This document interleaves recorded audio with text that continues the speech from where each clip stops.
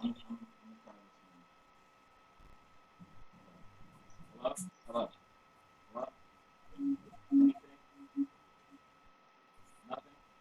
rate's 120, BP's 140 over 90. Hectic first day, but earning under. Security online. Okay.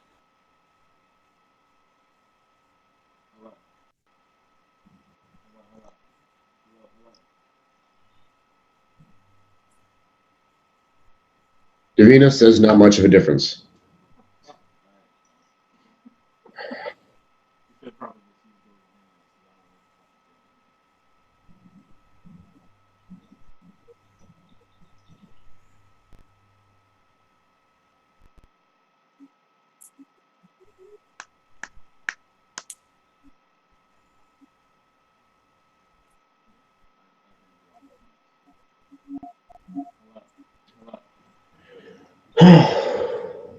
O ye digital gods, be kind unto my boy Sutekh.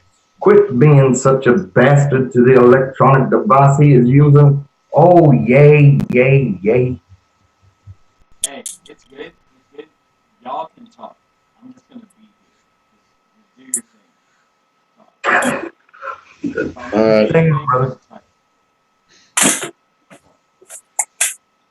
All right.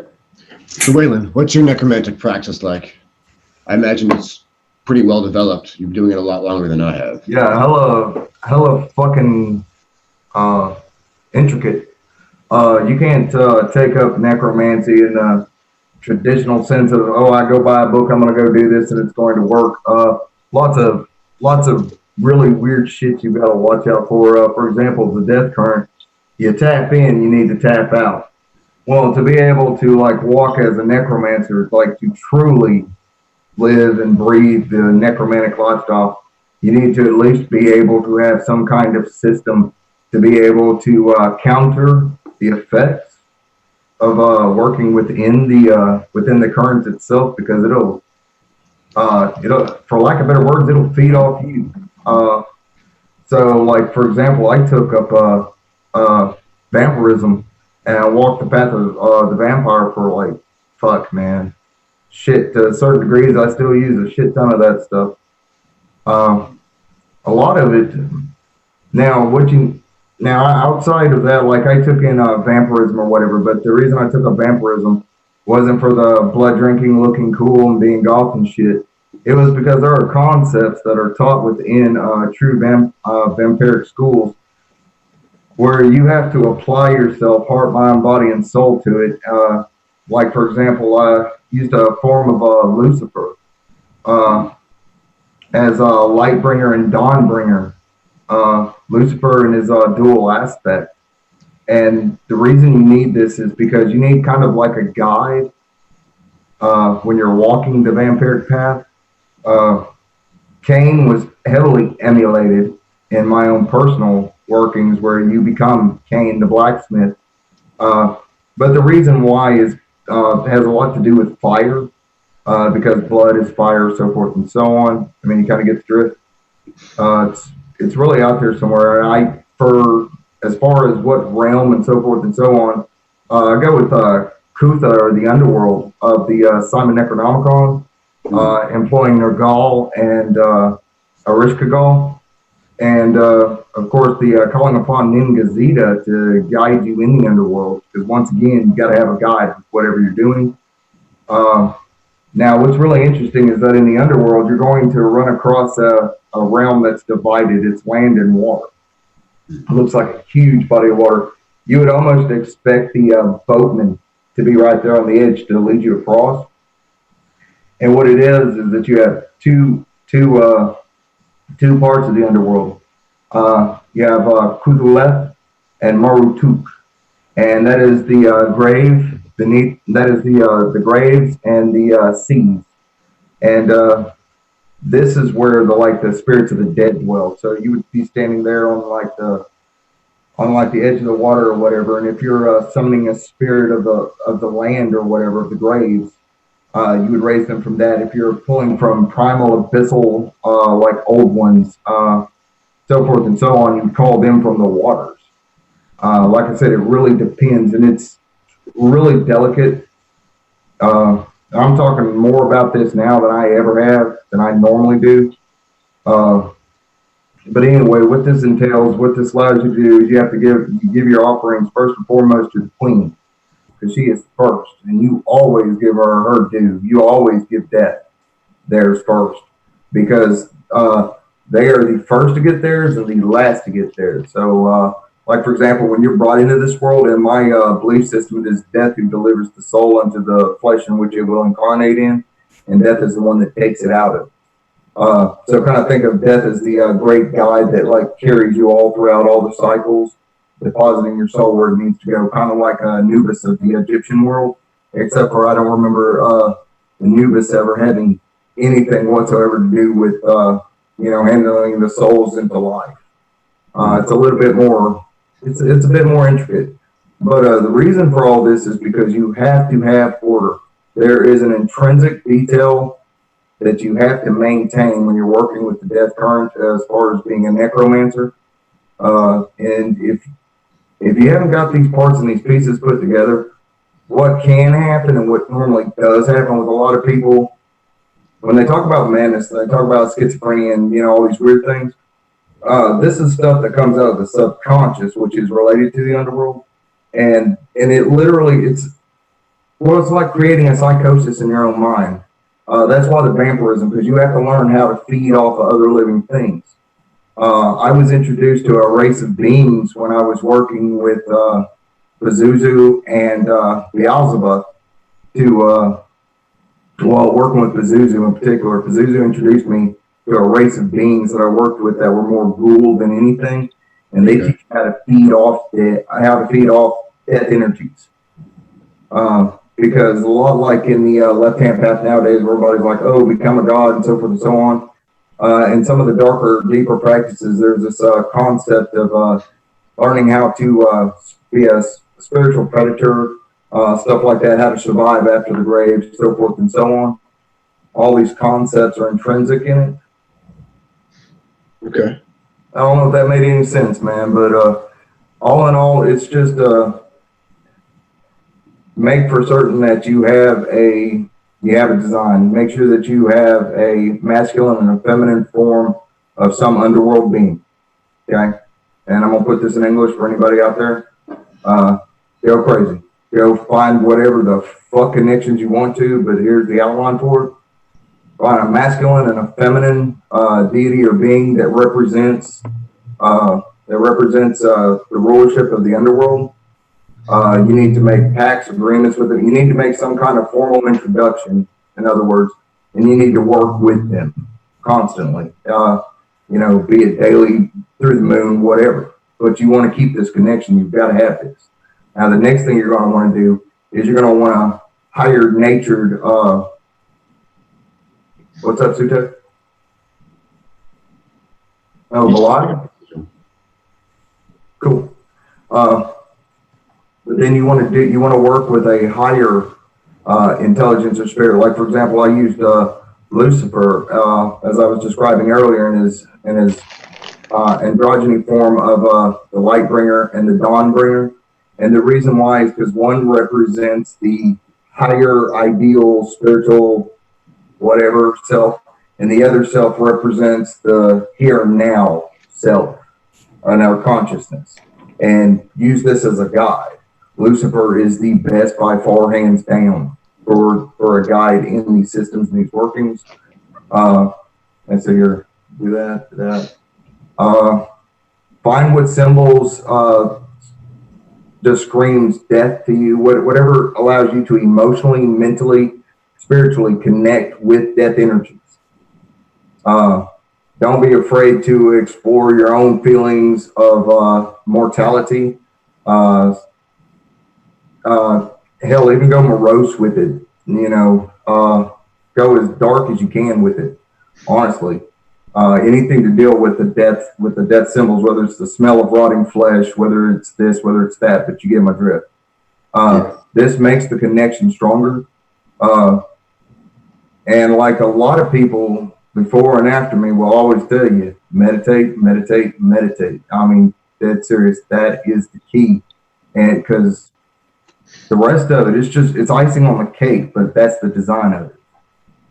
Okay. So necromancy and the death current are quite dangerous paths. Again, a lot of people who are very good with the cliff off or some other initiatory schema could wind up really struggling with necromancy. It has driven a lot of good magicians insane. There's several precautions that need to be taken. One, like you mentioned, is having a guide, because when you call the dead yearn for contact with the living. So if you're going to summon the ghost of fucking... Why am I struggling to think of an example? John F. Kennedy. If you're going to summon the ghost of John F. Kennedy, more than John F. Kennedy's ghost is going to want to come to you. So one thing you're going to want your guide to do is prevent your seance from being interrupted by ghosts who you have no intention of contacting. And most of the dead are hostile. The dead are thrust into a unfortunate ecosystem if they're bound to this plane, where they can be turned very hostile very quickly. Another problem is death energy. Again, you talked about mixing necromancy with vampirism, and that's something I very highly recommend, because if you get good enough with necromancy, your energetic metabolism is developed to the point at which death energy is no longer something that'll hurt you. You come to a point where you can literally fill yourself with death energy, and that'll help make you less likely to kill, less likely to be killed, less likely to die. Again, necromantic alchemy has a lot of very good benefits. Obviously, making you better with kundalini work, developing your psychic senses, etc. I find one good practice is honoring those who died nameless and forgotten.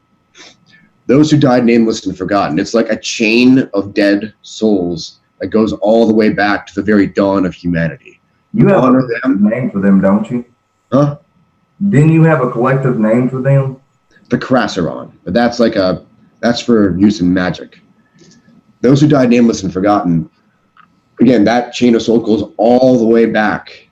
So if you're in good with them, you're in good with a lot of spirits, a lot of ones they know. They come to you in many forms. They'll guide you with in unseen ways and help transform you through alchemy. They actually have a protector named Athiel, who's a translopathic demon. It's good, definitely good to have them at your back. Some people say that you should use ancestral magic to, you should get good with your ancestors, because they'll basically vouch for you and kind of give you access to the dead.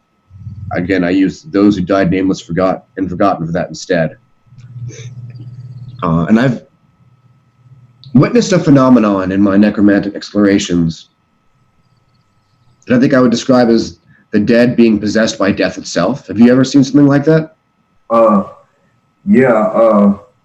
It's really strange. You know the necrotic energy of the actual dead, like as they lay in the ground, the energy that comes up out of the earth, the necrotic energy? Yeah. Okay. Think of that thing as like a living tendrily thing, kind of like one of the creeping horror deals. That's how that works. Have you ever worked with Ishnagarad? No, I have not. He is a god, an actual god, and he is a god of the dead. That nameless and forgotten that you were talking about, I've worked with the collective, just referring to them as the nameless ones or those who have been forgotten. But the other one, I never even thought to put that together, so that's kind of cool. Okay. That comment about the nameless forgotten, that's it kind of puts a lot of things in perspective. I remember about a year ago, I did a lot of work with the Goetic spirit Andras, and I worked really hard to try to figure out his chaos. And at one point, I would have a lot of dreams where I would actually be taken to hell, to the underworld. And it's in that place that I found a lot of the different legions that are ruled under that spirit. And simultaneously, I was doing a lot of work with ancestors, right? And one of the things that I was being taught at that time was that a lot of, I think that dealing with spirits and things like that, you have a deeper connection with those that are in your ancestry and your bloodline. So a lot of slaves who died in America and across the ships and whatnot found that a lot of those connect with defining the legions of the different goetic spirits, because the 72 are named, and underneath them they have just about limitless spirits. Yeah, and they're nameless. What you were saying about the dead being so hungry and so ready to, take energy from this plane, one great way that I found to channel the nameless ones is by assigning them to the legions of whatever goetic spirit you're working with. So even though Andras has 30 legions, to me, he's got limitless legions because there's 30 different forms that those spirits can take. But as far as energy, the energy is given to me freely to use from those ancestors, from those nameless dead. Okay. And the way me, because I'm in their bloodline. I love being educated. I fucking love being educated. Yeah, I'm impressed. 24 fucking years, I still love being schooled. I fucking love it. Well, see, I never thought of that. A long time ago, I was wondering about the, it has 2,000 legions, has so many legions, stuff like that. I went to removing all the zeros myself. Yeah. And went to looking at it just as it and its base number right below it. So like if it was 2,000, I would think, something like 200. Okay, I keep it simple, keep it small, and like you said, the 30,000, so it's 30. I've done that similar thing, but I never made that connection. Yeah, the way that really helped me to break it down, specifically with Andras, is that he's got 30 legions. So for me to really, because here's the thing with the spirit realm, it's chaotic. And since we live in this physical realm, our logical mind has to break it down in little pieces so we can understand it. So what I chose to do was I broke those 30 legions into 3 separate armies. One dealing with mechanical type technological things, systems, one dealing with organic systems, and one dealing with mental systems. And each one of those legions had a specific type of demonic spirit. So what I would do is I would employ one set to do a certain thing. And in my path walking that I came up with for the Andras system, I would basically see limitless armies of those spirits. If you look at my window back there, I actually have, representations of each one of them because I work with these guys regularly. But yeah, it's just really interesting that you say about the unending chain of the nameless and forgotten, because that energy is still here. And like all energy, it's just waiting to be tapped into and used. It literally covers the earth. Wherever the dead are buried or in water, it literally is like a freaking web. It's some psychics and sensitives, mediums, you know how sometimes you can get like one that's just fresh off the boat that, whatever, and they feel like something sticky or gooey or whatever. That's what they're referring to. And it's interesting that the knowledge of the dead now, I want to throw this out there real quick, not trying to interrupt, but I want to throw this out there. Okay, so as a necromancer, you're talking about you want to know the knowledge of the dead, like where treasure is buried, stuff like. A lot of people want to know this shit. A lot of people laugh it off, scoff it off, and then some people actually search it out. All knowledge of the dead is collective, just like the collective unconscious of the world. This gooey, sticky web that surrounds the earth where this necrotic energy comes out of, all you got to do is tap into it. Anything within a certain radius or whatever, you'll be led to. The trick to it is to not be overcome with your desire for what it is that you seek, and so much as just being receptive enough to just follow the energetic current. It's really, really strange how that works. I have found old mason jars buried that way. I'm telling you. I mean, with like, I think the biggest thing I ever found was something like, I think it was something close to 14 silver dollars that were buried in a mason jar. That was cool shit. Like the lid was just rotting off. It was cool shit. Nice. You mentioned Cain, working with him as a guide for necromancy. One guide I found to be pretty good, which is, I think we'll actually send out to you, Waylon, is Gilgamesh. He's actually aligned with the forces of death, and he is like an ascended master of Herab Serapel, the Venusian. You called him an ascended master, because that's kind of how I look at him. Yeah, the Venusian sphere of the Qliphoth. He's like an ascended master of that sphere. And he actually educates the dead who reside in the sphere of Samael, the Qliphoth of Mercury. he is very much aligned with the forces of death, and he's a good guide for the Simon Necronomicon, which I know you work with. You know how in the Simon Necronomicon you're supposed to be given a watcher by Anu, Enki, and Enlil? Yeah. Well, there's a lot of diversity among where your watcher can come from. Mine actually came from Ninib, and Ninib being another being who's very much aligned with the forces of death. Yeah. My friends came from Gilgamesh. Gilgamesh gave him his watcher. Mine literally came from the depths, and I don't know how to explain that. It's Cthulhu and Marutuk, which is the grave beneath the graves and sea beneath the seas. Because you have Kutha and Martu, that's the first layer. And then you have Cthulhu and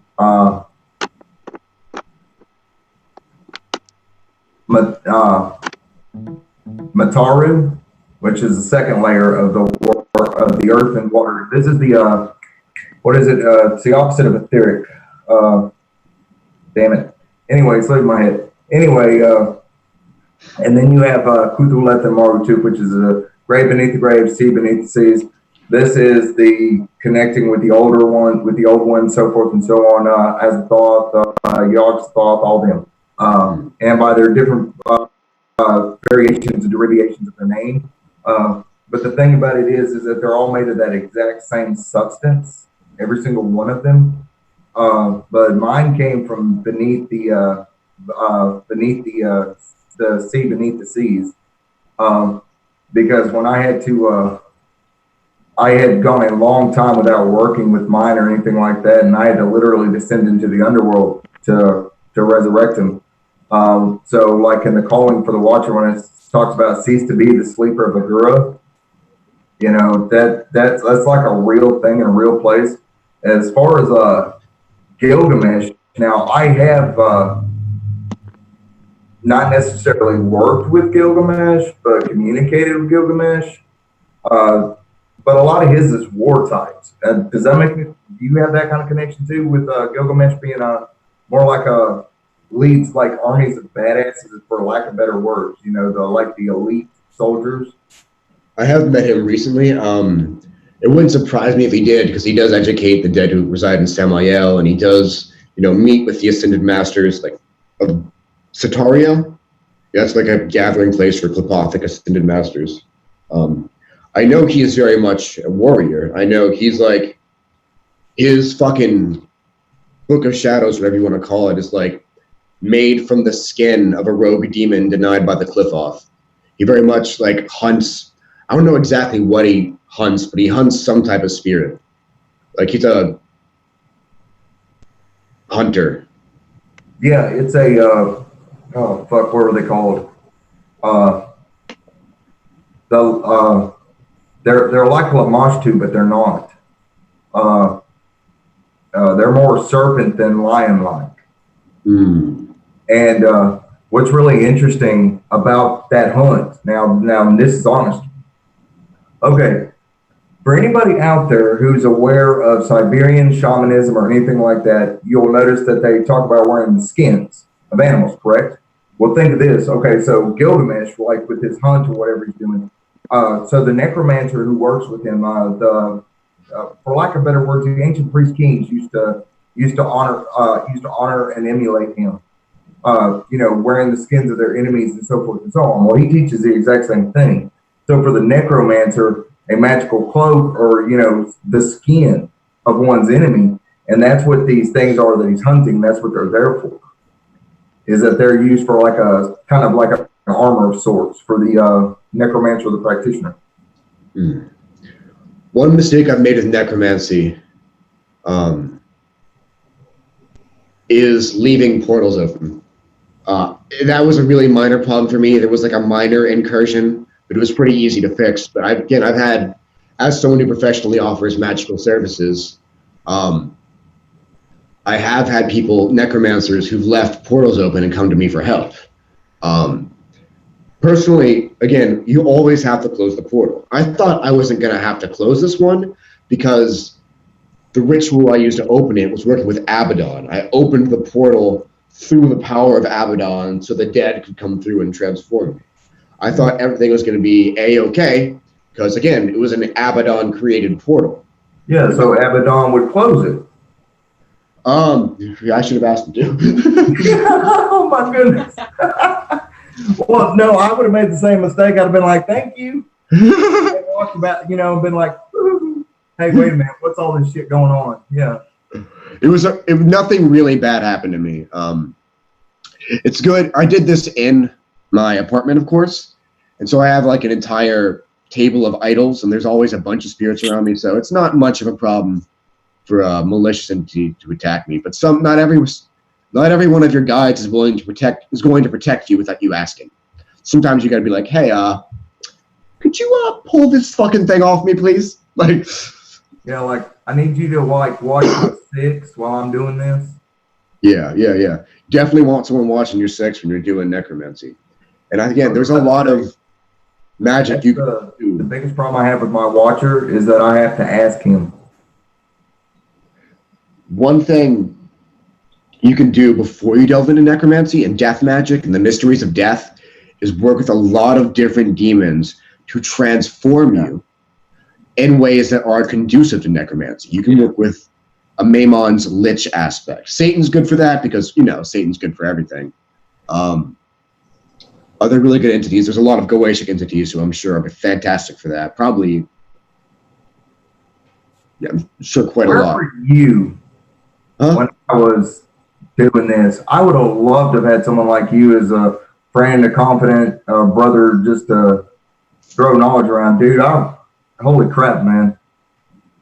Hey, you impressed me. You know a lot of shit I do. I wish I knew you when I started getting into the Necronomicon. You've got your shit on that. But you got me beating other areas, brother. Yeah, I mean, what's really scary, and this ain't a dick measuring contest or ass kissing or nothing like that. One thing I have noticed is that when I was young, where I live, man, nobody could touch me. Not in knowledge, not in experience, nothing. And I went to watching you, and I was like, holy shit, man, this guy, like, I'll bet there's very few people, period, in the United States that could even be there where you're at on that level. So that's really cool, man. But I wanted to know your take, though, what you were just talking about with Goetic spirits being used for that. How so? Oh, you definitely want to transform your energy body through demonic alchemy, or not necessarily demonic, but, transform yourself so that you're going to have a greater propensity for necromancy and death magic. Murmur would definitely be pretty good for that. I think Amun is really good for necromancy as well. The Egyptian Amun? That one? Yeah, but he's also in the Goetia. Bifrons is also wonderful for that. Hell yeah. And Ippos. Yeah. Ippos can initiate you through this punishment plane where the dead are trapped within the earth. You can basically be initiated through that just like you would be initiated through the gate walking of the moon or the Clithothic sphere of Mercury. You can actually be initiated through this realm where certain deceased persons are punished and trapped, and that'll help you out as well. I call that plane purgatory. Some spirits just call it hell. Some spirits call it the core of the earth. It sounds a lot like you're talking about abyssal workings, energetically. Would I be correct in that? Abyssal? Define abyss. There are several abysses. Yeah. I think speaking on purgatory, I got a pretty interesting story about one of my very few experiences with pure necromancy. Primarily, I work with the Goetia and the Shemhan Mepharash. In the early days of me really experimenting with each one of the 72 spirits, in my workings with Bifrons, I was really getting into practicing tarot. So when I was at work, I would ask people to, I'd pretty much do free readings. They give me something personal of theirs, like a driver's license or, something. And they'd ask me a question. I'd go home on my lunch break and I'd do a reading and come back and give them their answer. Well, this one They gave you their driver's license? Yeah. Mistake? Okay. Not that you're untrustworthy, but that's trusting. I don't have any ill intentions for anybody. Well, yeah. Still, it's a leap. That's a lot of trust, though. I get that. But anyway. It happened more than once. Okay. So there was one lady in particular who kept asking for readings, and eventually she kept calling and texting, and really what she wanted was she wanted to ask me to contact her late husband, basically. And I'd never done anything like that before, and I was really reluctant to do so. But I mean, just she was so desperate for it, you know what I'm saying? So I couldn't tell her no. So I went through all my books and researchings, and really I went through one of E.A. Coetting's books and found a few spirits. To be honest and keep it real, I don't really do ceremonial magic. It's too much for me. My attention span is short. So my strategy has always been was to take what I feel works and just run with it. So I took a little bit from, I forgot the name of the book of his that I read, but I took a few spirits from there and a few angels, and I primarily did a ritual with Bifrons. I went into the woods and basically I had a candle set in front of me and behind me, and the sigils of Bifrons and an angel and another demonic spirit from Coetting's book. And I went to deep trance, deep ritual, and got into contact with this lady's late husband. Right? She gave me like this envelope, and I didn't open it until just before the ritual, and I had like a few of his pictures and things like that. And long story short, it was very weird. When I got in contact with this dude, it's as if he was in like a frozen state. And when I found him, it was like he just woke up. He didn't know that he was dead. Like he literally didn't know that he passed away. Like when I spoke to him, that's when he found out. Oh, shit. So you woke the dead. Yeah. And it was a terrible feeling because he wouldn't answer my question. He was too preoccupied and freaking out on the fact that he was not alive. You know, you're lucky. If he'd been dead for too long, you'd have felt like you were being attacked because they get hungry. One of the earliest vampiric rites I was given was this thing called "Here's this night before the blood is shining over the land. Here are spirits of those long gone, of those who thirst for life." And you have to give them an offering. You always want to give the dead an offering, and the longer they've been dead, the more you want to do that. So, brother, that is cool as shit, man. Did you feel haunted though for a while afterwards? Probably haunted emotionally. Like it was really an icky feeling. Like it felt terrible that I disturbed this guy. Like it really stuck with me for a while. And to be honest, I avoided that lady. I didn't want to tell her what I discovered, but she kept texting me and calling me. So eventually I told her what happened. She was actually happy because in her mind that translated to, so he's waiting for me. He hasn't moved on yet because he's waiting for me to meet him in the next life. And just like, whatever. Okay. If that works for you, that works. But that experience really kept me from really contacting the dead on purpose. Otherwise, many spirits have come to me to give me information, but to go out of my way to contact the dead, don't really do that much. Let me ask you a question. Have you ever tried the exercise of sleeping on top of graves? No. Well, I'll put it this way. It's probably, I live in a great state. I mean, they hate magic. We're all Satanists and all this other shit, which hell Satan. But anyway, the funny thing is that despite all of this, you can still go into a graveyard and fall asleep on one for necromantic workings around here and get away with it most of the time.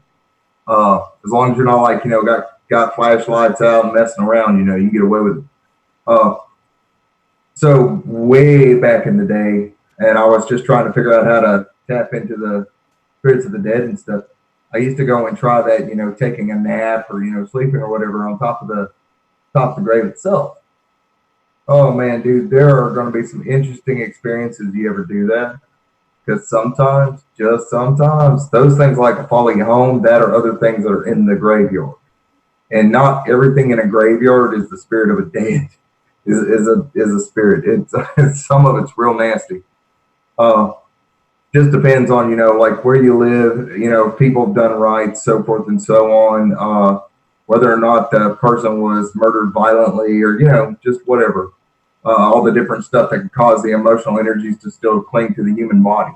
And as it's decaying, the necrotic energy literally not only feeds off of it, but also boosts whatever that emotional energy was that it's feeding off of. So, like, that's how you can run into graveyards where you're like, nobody was killed here, but why is this oh shit feeling here? It's because that necrotic energy is literally boosted that emotional energy, and it can literally affect the spirits as far as like making them temperamental. You'll strike a lighter, the flame expands. Yeah. Oh yeah. Stuff like that, but doing that whole sleeping on top of graves and stuff like that, I will say this right here, and this is just a warning. If you're not prepared to dream the dead, do not do it. Because once that door is open, that one don't close. I think I take a lot from a lot of Michael W. Ford's work when it comes to vampirism and when it comes to energy and necromancy. I'm aware that there are a lot of warnings and a lot of potential dangers, but to be honest, with my experience, the way that I approach magic is in a way that's extremely fearless. Not to say that I don't believe anything can harm me, but I understand that I have given myself authority over any and every spirit. So part of that authority means that they cannot harm me. Now, that's speaking from a deep understanding of what my role is, right? That it's to learn, it's to explore, it's to assimilate these energies, that I'm not separate from these energies at all. And that anything that does come to me as aggressive, it symbolically represents something that I have yet to integrate into my personality. Yeah, that's what I love about what you share on your channel, is that you come from that well-read, well-balanced point of view. You gotta have that. But I was more or less, I was speaking not from a personal point, but towards, viewer-wise. I absolutely agree. Dude, I have been following Michael for, 19 years now. It's early 2000s. I was following him on Yahoo way back in the day. A lot of the Temple of the Vampire workings, a lot of the Order of Phosphoros, the originals, stuff like that. And a lot of his stuff, he finally put it out in books and stuff. Dude, that shit is solid. So, hell yeah. Yeah, I think the most dangerous thing about working with magic and working with spirits, necromancy, and evocation, the most dangerous thing is approaching this with an imbalanced mind, working imbalanced ego. Yeah. That's the worse than any demon. Yeah. I had read something earlier today about defeating the 13 inner demons before you try to battle the outer demons or whatever. It's kind of interesting read. By inner demons, I think they were talking about like jealousy, envy, greed, lust, stuff like that. And to a degree, that's very true. As far as the inner imbalanceness. But I absolutely agree with you, man. I mean, but anybody on this path, if you're walking it, like I don't care if it's necromancy, what kind of magical path you're walking. If you haven't started from that ground of trying to find the middle path to it, you're going to be led to it, or you're going to be destroyed by it. I mean, just one way or another. Yeah, that reminds me of what you said. Oh, go ahead. I don't want to cut you off. And I mean, it sounds really cruel to say that, but it either makes you or breaks you. Yeah. Black magic is the most powerful and dangerous form of self-transformation, and it drives a lot of different people insane. One thing I learned from Somnus Dreadwood is that different magical currents have different side effects if you're overexposed to that current. For example, I overexposed myself to the current of the Tower of Crescent for a while, and I began experiencing these weird side effects where basically you can wind up having some dangerous and violent inclinations towards people you otherwise would not want to hurt. Fortunately, I did not give into this at all. It started as like a weird desire for someone to pick a fight with me. I was thinking, like, I really can't wait for the next person who tries to put like a spell on me to hurt me or control me. And as I was thinking that, someone was dumb enough to try it. So that was actually kind of a blast. So these side effects were helpful in that case, but then later on, I'm weirdly inclined to hurt someone I wouldn't want to hurt, which is very distinct, very, very far removed from my normal thought patterns. I'm not like a malicious or sadistic person by nature. But when I overexposed myself to that current, I did temporarily have those type of thoughts. And, I cooled down, took a step back from it, did some grounding, stuff like that, and it went away. And I haven't overexposed myself since. But what were you going to say a while ago, Travis? We're talking about the middle pillar, the middle path. When we speak about practicality and actually working with magic, in the book Liber Null and the Psychonaut, at the very end, there's a wonderful passage, wonderful chapter, the last chapter actually, where it shows that diagram, and it talks about the two sides of knowledge and power, right? Those are the two polarities, and it's best to walk the middle path. And if you have that book, go ahead and jump to that last chapter and read it, because that's extremely influential. It should have been in the beginning, honestly. But you can approach this from the power side. And that's a lot of people who actually do have natural abilities, like they can see spirits, they can work with spirits easily, they can easily move energy and things like that, but they don't have the knowledge. That path usually is the one that leads to destruction the quickest, because you've got the power, but you don't know how to use it. Then you got the path of knowledge. And these are people who read and study and know all this stuff, but for whatever reason, don't actually practice. Armchair occultists, right? So right there in the middle, you've got the equal balance of learning and actually trying the shit out. Learning and then trying it out, taking what you learned from trying it out. And it actually goes in like a spiral as you go up. That's the most natural and most powerful way to move up in the system. Because if you go with just power, you're going to burn out. And if you go with just knowledge, you're going to be stale, because you're going to know everything, but you're not going to have any experience. Yeah. Check Liber on the Psychonaut, very last chapter. Yeah, I gave my copy away to a good friend of mine. Gifted it to him last year. I thought it was a good book, and I used it forever and a fucking day for all kinds of shit. Yeah, a lot of people get stuck on either side, and you can easily see that in different YouTube books. Oh, the Kybalion.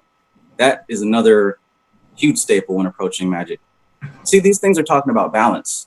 Balance is the most important thing. No matter what the fuck you're doing, balance is the key thing. How do you reach balance? Being honest, being real, being true with yourself, looking in the mirror, listening to your own thoughts, and being honest with what the fuck you're thinking. Yeah. A lot of people are asking, oh, what spell can I do to get money tonight because I have this problem? Well, you got to really analyze your situation. How did you get there in the first place? If you fix the thoughts that led you there, you can avoid that situation altogether. Anyways. I think a lot of people would say otherwise, but black magicians are probably the people who are best equipped to be balanced, or at least they have the best paradigm that one can seek balance through, because we're the ones who realize that doing harm and doing good are both equally natural, divine, and possess equal merit. Yeah. I actually have a really weird question for you guys. Okay, so years ago I was following a Celtic shamanism path, because I've studied 3 different types of shamanism and put them into practice. But I was following a Celtic shamanism path, and in there, it wasn't Celtic shamanism, it was Druidism. So I was studying Druidism, and they were talking about the imbalanced balance. And it threw me for 2 fucking years. I tried so hard to understand it. It took me that long to understand the concept. So imagine it like this right here. You have to contain the chaos within. it must be bound and held within. That's the secret of the Ouroboros, the snake biting its own tail.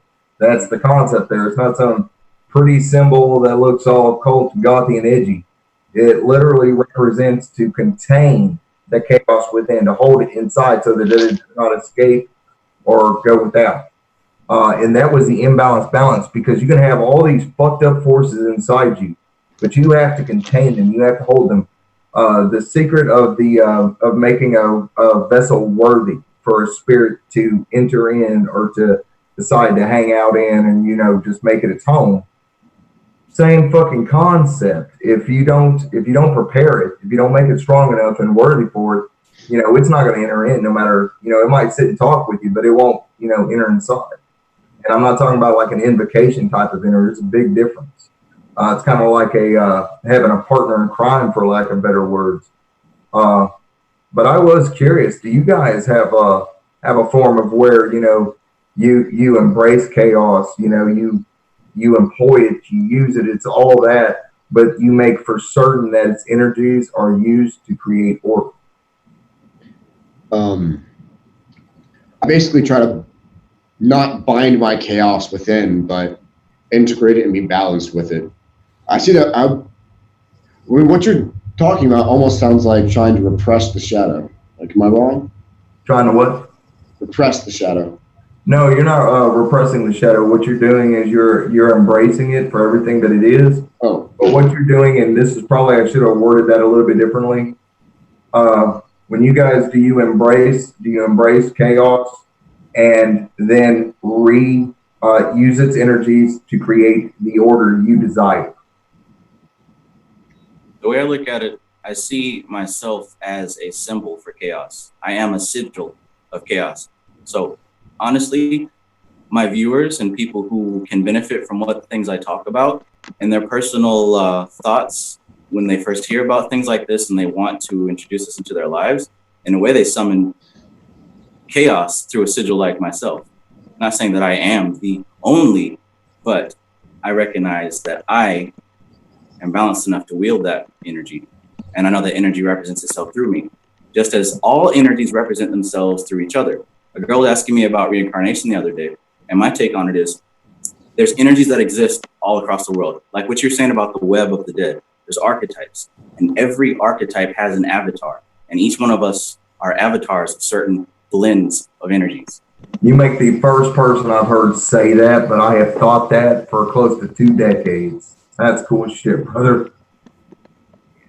Although I haven't had this kind of opportunity.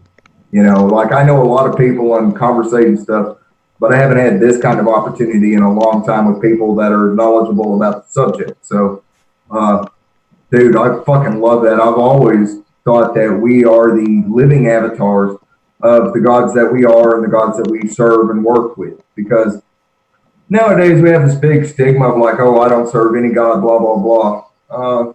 Look at life, because everything physical is representative of something spiritual.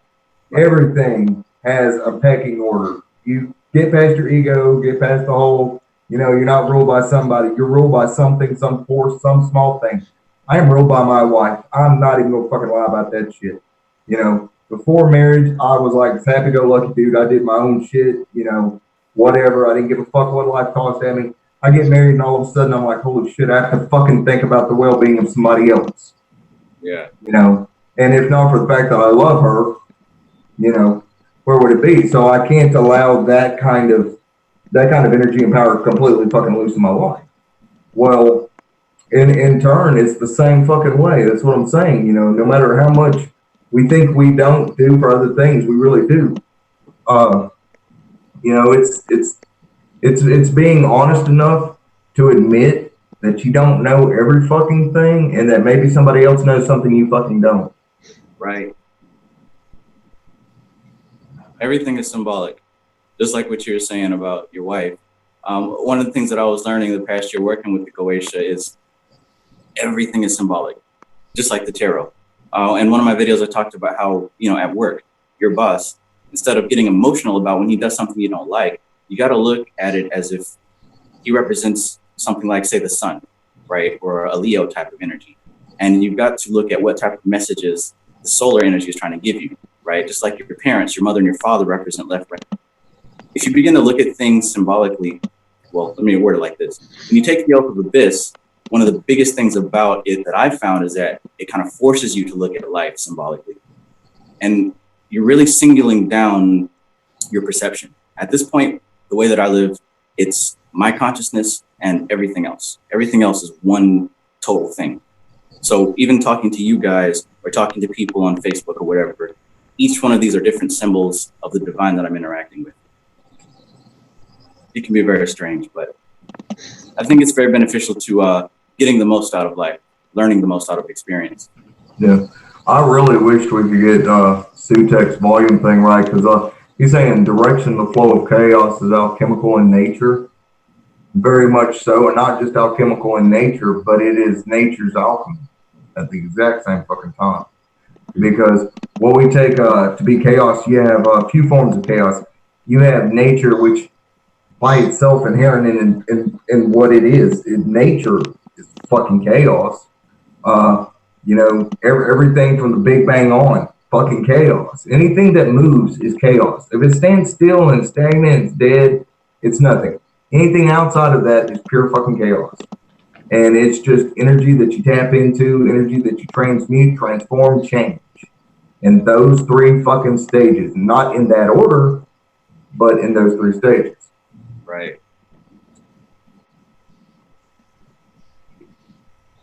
I got something from E.A. Coetting a few years ago, or maybe it was a few months, I don't know. I think it was a few years. One of the things that he said that really stood out to me was how a lot of people see the earth and the material plane, Malkuth, as something to be despised or looked down upon. But I hate that. It was more of like a final frontier as a work in progress, as the goal of transforming the purest divine light of the all and really directing the flow of chaos. Yeah, I definitely don't like the anti-universe mentality. I do not see. I mean, if you want to see the universe as a prison, it can be one for you. Yeah. But, you know, in the words of Charles Manson, prison's all in your mind, can't you see I'm free? Or as Shakespeare put it, I could live in a nutshell and count myself a king. Again, I've talked to my spirit guides, and of all the universes which have existed, this is one they're definitely happy with. It's a work in progress. It's being transformed and made darker all the time. Eventually the veil will be torn down. But I've even had a spirit guide refer to Malkuth as the window of all opportunity. In Kabbalah, Malkuth is what fulfills the divine by giving it a place to manifest. Mm-hmm. There's a lot of incarnate demons, angels, deities walking around, a lot of whom don't know who they are. And again, these higher beings, such as Asmodeus, Moloch, Michael, etc., they're incarnating here for a fucking reason. If Michael and Asmodeus can look at this physical realm and go, oh, hey, that's worth incarnating to multiple fucking times. Yeah. And you feel like you're in a prison, you really need to expand your awareness and change your mindset. Ooh, I'm glad you fucking said that shit, man. Dude, that aggravates the shit out of me. Everybody wants to paint this picture for everybody and say, oh, it's this, oh, it's this. Fuck that, you need to have your own mind. The only reason it looks like this or like this is because you believe it. Right. If you don't like that, change it. That's why it's called a paradigm. Right. You've got to change your own fucking paradigm, be your own person, have your own fucking mind. It's one thing for a spirit to give you advice or tell you what to do that you're working with, so forth and so on. But for fuck's sake, have your own mind. Have your own mind. Travis, you were talking about earlier, man, dude, I think that's referred to as the dissolution of the soul into the all, and the all is not, which is 1 and 0, and that's the secret of that in the high magic term. I really like that, dude. That's nice. That's nice. You sneaky. I like the way you break out that high magic alchemy and just, oh yeah, blah, blah, blah. Yeah. Poor crots. Yeah. You know, the best way to do things is without being obvious. Yeah. And it is true that the universe does have certain mechanisms in place that will hamper spiritual evolution, but those mechanisms are temporary and dying. There are a lot of different deities and demons and all types of different numinous forces that are transforming this universe, pursuing the destruction of the veil, who are trying to create like a magical recrudescence among humanity. And that is something which black magicians can very much participate in, which your spirit guides might encourage you to participate in. One thing I was encouraged to do in 2018 was to call on the powers of Leviathan, Lilith's dragon aspect, and Rahab to help manifest Teniniver and disperse the energy of Thamael and the Clipothic Pillar of Severity throughout the universe on the solstices. Your spirit guides can give you conclusive steps as to how you can participate in the continued transformation of the cosmos. Abaddon, for example, likes to help people open portals to Sutariel to help accomplish his goal of creating a new age of prophets and seers. I have a question. Yes. Because I've watched your videos and I've listened to you.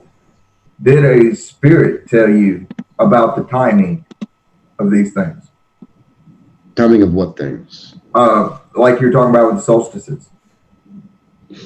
Oh, yeah. I was given specific instructions. So this solstice, you're supposed to call on the energy of Sutariel and then the energy of Nehemoth, and then you call on, Leviathan and Teniniver. And then the next solstice, you get the power of, say, what was it? What else is on the Pillar of Severity? Samael and Nehemoth. And again, Nehemoth was used in every single ritual. But next time you'd call on Rahab and Teniniver, basically causing the manifestation of Teniniver, which a lot of magicians thought would, a lot of Kabbalists, traditional Kabbalists thought that the manifestation of Teniniver would just obliterate the universe. Clearly it motherfucking didn't. Yeah, there were specific instructions. This solstice, you call on this sphere, and these two entities. Well, the reason why I say that is because I'm certain you've wrote every single bit of this down because you're adamant about details and about that. I don't know it all off the top of my head. I would love to see what you just said laid out with planetary transits and shit on an actual chart. And I'll bet you a fucking dollar whatever was telling you that shit was dead on. And that right there is how, this is how you can, when they talk about testing the spirits and knowing that you're dealing with the right things and so forth and so on, you'll always know it by the fruit it bears and stuff like this. And what they're talking about is the knowledge being being equated to and being accurate. Dude, I'll bet a dollar it is. I mean, and that's fucking crazy wild, dude. Yeah. And remember, when you're working Aeonic sorcery, or that's what it's called, Aeonic sorcery, when you're performing macro cosmic alchemy. That's that 23,000 year shit, ain't it? It's like 23,000 years between aeons. So there's a lot of different ideas of, which aeon we're in, which age we're in. I don't really trust any of it, honestly. But that's why I have no idea. Basically, your spirit guides will give you your own instructions on how to work macrocosmic alchemy based on your tradition. Yeah. They're not going to say, hey, you want to do macrocosmic alchemy? Make sure you follow this magician's instructions for it. 9 times out of 10, they're going to give you instructions based on what you work with and how you work with it. Yeah, I was literally led to your Samael lens. We were talking about that, I think, before this whole thing. Back when I was working, I was trying to rework something, and I was trying to find a Samael in that would actually work with the Lilith and Samael, because I originally did the one out of Luciferian Witchcraft, did that working, but there's no in applied with it. So I went back and wanted to retry it again, and employing ins or whatever, it just popped out of my head, check ins. As soon as I did it on there, first thing came up with your blog, I was like, hell yeah. And sure enough, and I mean, you got like, dude, I'm not even kidding when I say this, on my computer, you know those little bookmarks that you have? Yeah. Until I figured out that you have a home button, it was easier just to, every page I wanted to save it underneath files until I had like 2 or 3 bookmark sections filled. I was sitting there going, this is ridiculous. But it was a lot easier than the way it was set up, like by years and months and stuff. And I was curious, though, about something. Have you looked back over your writings and gone by and seen, holy crap, I was working with this time, and then have you watched it like it's a cycle?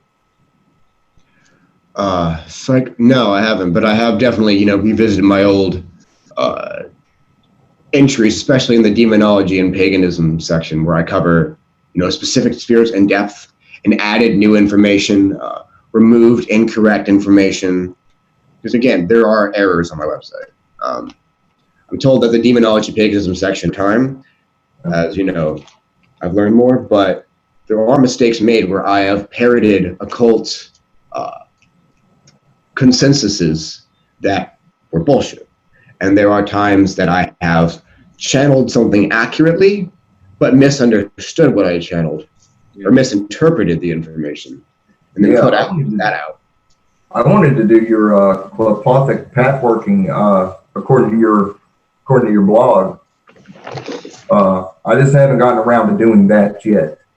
And the reason why is because I spent close to 18 years doing the pathworking of the spheres on the Tree of Life.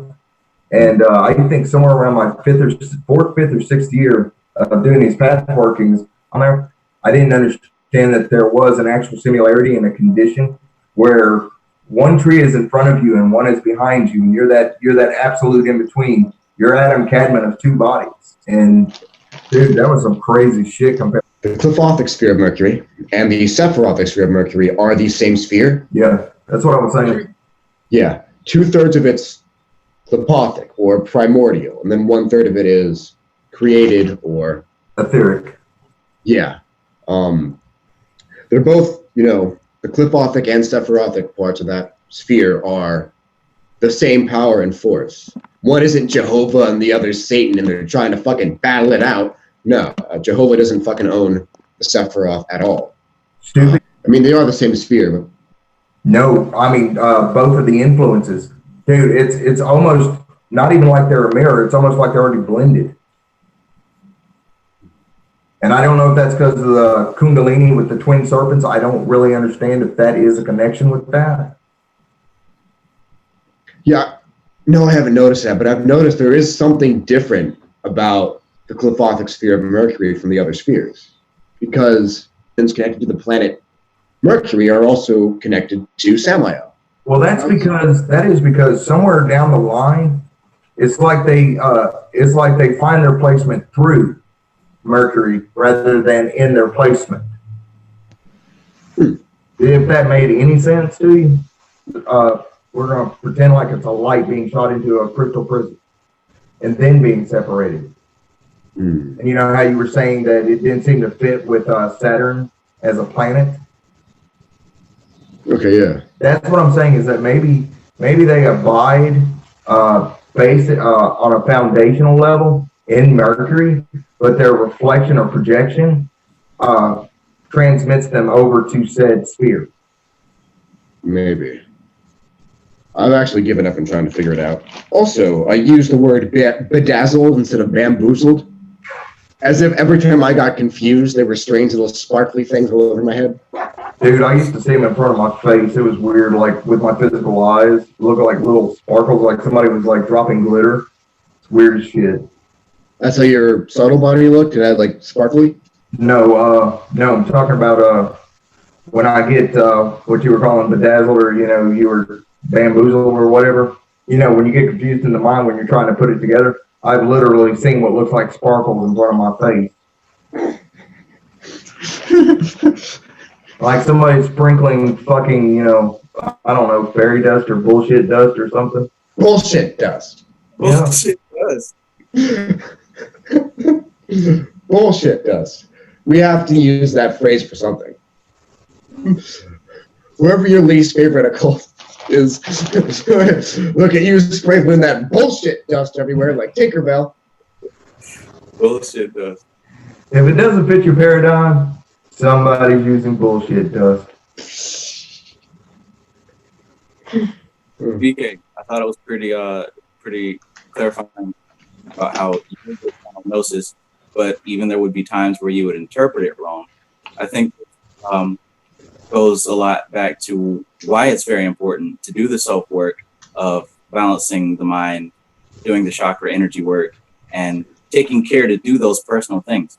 Because a lot of the evocation and the fun, creepy, edgy practices are very enticing. But if you don't go into it with the right mindset, sure, you're going to contact the energy. But if you're not balanced, the message you receive is not going to be balanced. As above, so below, as within, so without. So it's really crucial, again, with balancing the two sides, right? You want to do the cool work, but you also got to do the hard work. You got to do the heart chakra work. You got to do the mental balancing, the cleansing. You got to do those things in order to receive these messages correctly. Exactly. One of my major mess ups was once I got really, really good at evocation, I wound up slacking off on chakra work for a long time. I think I should have been putting like chakra meditation and kundalini work above everything else, and I wasn't. You got a question here, VK. What's the benefit of working with both trees instead of one in regards to personal alchemy? The benefit. I'm sure there are quite a few. I don't have a distinct delineation of, Cliff-Off is good for this, Sephiroth's good for this, Gatewalking is good for this, Tree of Weird is good for nothing. But, sorry, I threw in that joke. I don't know the exact alchemical differences at all, but it does very much help to pursue both. Outlining exactly what the distinctions between what you gain from each is very difficult, especially since your experience initiating through the Cliff-Off and the Sephiroth will be very, very personal and unique to you. Yes. Cliff-Off was extremely destructive. I lost everything attached to my ego during that time. But years later, I can look back and see exactly why those things had to happen. Mainly because I wasn't balanced in my head to begin with. But yeah, I get on here and I think I'm the oldest out of all of us. But in 24 years, you know what I learned and I can pass on to everybody else? You're going to fuck up. You're going to lose train of thought. You're going to lose track with what you're doing and why you're doing it. You're going to fucking lose interest. You're going to go through the ups and downs. You're going to, like BK was talking about, you're going to forget, to take care of your chakras. You're going to, all kinds of shit. There is nobody that is perfect and maintains and is 100% all there. Don't try to hold yourself up to some illusionary bubble or symbol that you'll never fucking reach. We're all going to have that. Just the trick to it is to accept it now. Go ahead and accept that fact that you're not always. Everybody has a bad hair day, so just imagine it's like a magical bad hair day, okay? Mm-hmm. And it might even turn into weeks or months. The dark night of the soul, that's a real fucking thing, and that is the god awful shit to go through. And I love people who think you can only go through it once. No, you'll go through a major one, yes. You will go through one huge major one that will fucking shift and change everything. But you're going to go through smaller ones too. That's why there's a reason they call it a Saturn return, for a fucking reason. I don't know if anybody else here can agree with me on that with the Saturn concept, but, it is what it is. Just go with it. Just be patient with yourself and just fucking keep trucking. I'm a little too young to have experienced the Saturn return yet, but... Oh, no, you're not. It's only every, 7, 8 years, something like, I don't know. It's a really weird number. Oh, is it every 3? Oh, So- every 30? Okay, well, no, okay, I see that. Yeah, I'm 25. I've got a couple of years. I think it usually happens from 27 to 30, that age, your first one. So I've got at least 2 years before I can undergo that. Well, I tell you what, mine was awful and it lasted for years. Yeah. And good 2.5 years. You can imagine somebody who went headlong into necromancy, vampirism, walking some of the darker paths and trying to be balanced and everything, and all of a sudden, like, go to sleep. Do you know, when I woke, when I came through it, when I came out of it, it literally felt like the shades that I had created, and all the beings that I ever worked with, it was like being ate on. Because they're used to you providing the food. They're used to you being the one that's bringing in the hunter, for lack of better words, you know, because you're constantly feeding yourself. Not like not in an ego frame of mind, but, you know, you're drawing and working with energies. You're constantly pulling this energy in, and this is what they feed off of. Well, while you're going through all that, basically you're fucking dying. You're fucking dead. I mean, and when you come through, it's kind of like, you know, Lazarus, you know, rising from the dead sort of thing, you know. And when I came through, dude, I literally felt like there were hundreds of these little things just, you know, nibbling away on me like a cat would to a person who took care of it and loved it forever and then died, you know, and nobody came to check on them. It's just really weird shit. I'll be honest with you, no matter how prepared you think you are, dude, there's something about that inner goddess, with that aspect of awareness and consciousness within you. It's going to put you there, and when it does, just go with it. Just relax. You've got to relax. That's, if I can give anybody any advice towards going through the dark night of the soul, relax. Go with it. It's going to be painful. It's going to hurt at first. You know, it's like, you know. Yeah, I had something similar to that happen when I did my lucifuge path working. I actually did it at very much the wrong path in my life, wrong point in my life, to where the alchemical changes were inappropriate for, you know, the current point in time. And yeah, I lost a lot, for sure. And the cards, my tarot cards and my runes were telling me, like, you're going to lose everything you think you care about right now, and you got to just accept that.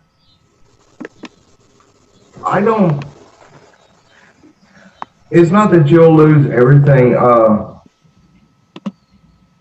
What'll happen is, I was just comparing that to another form of, like, initiatory awfulness.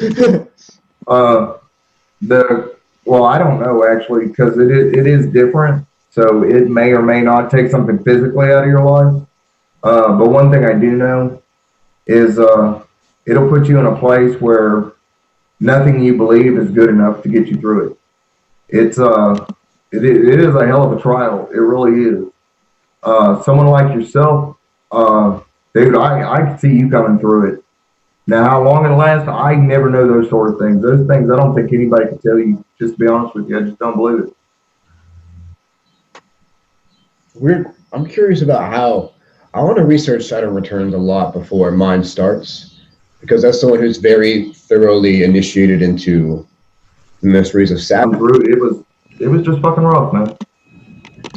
Bright side, I have 2 years to procrastinate, by which I mean prioritize the rest of my reading list. But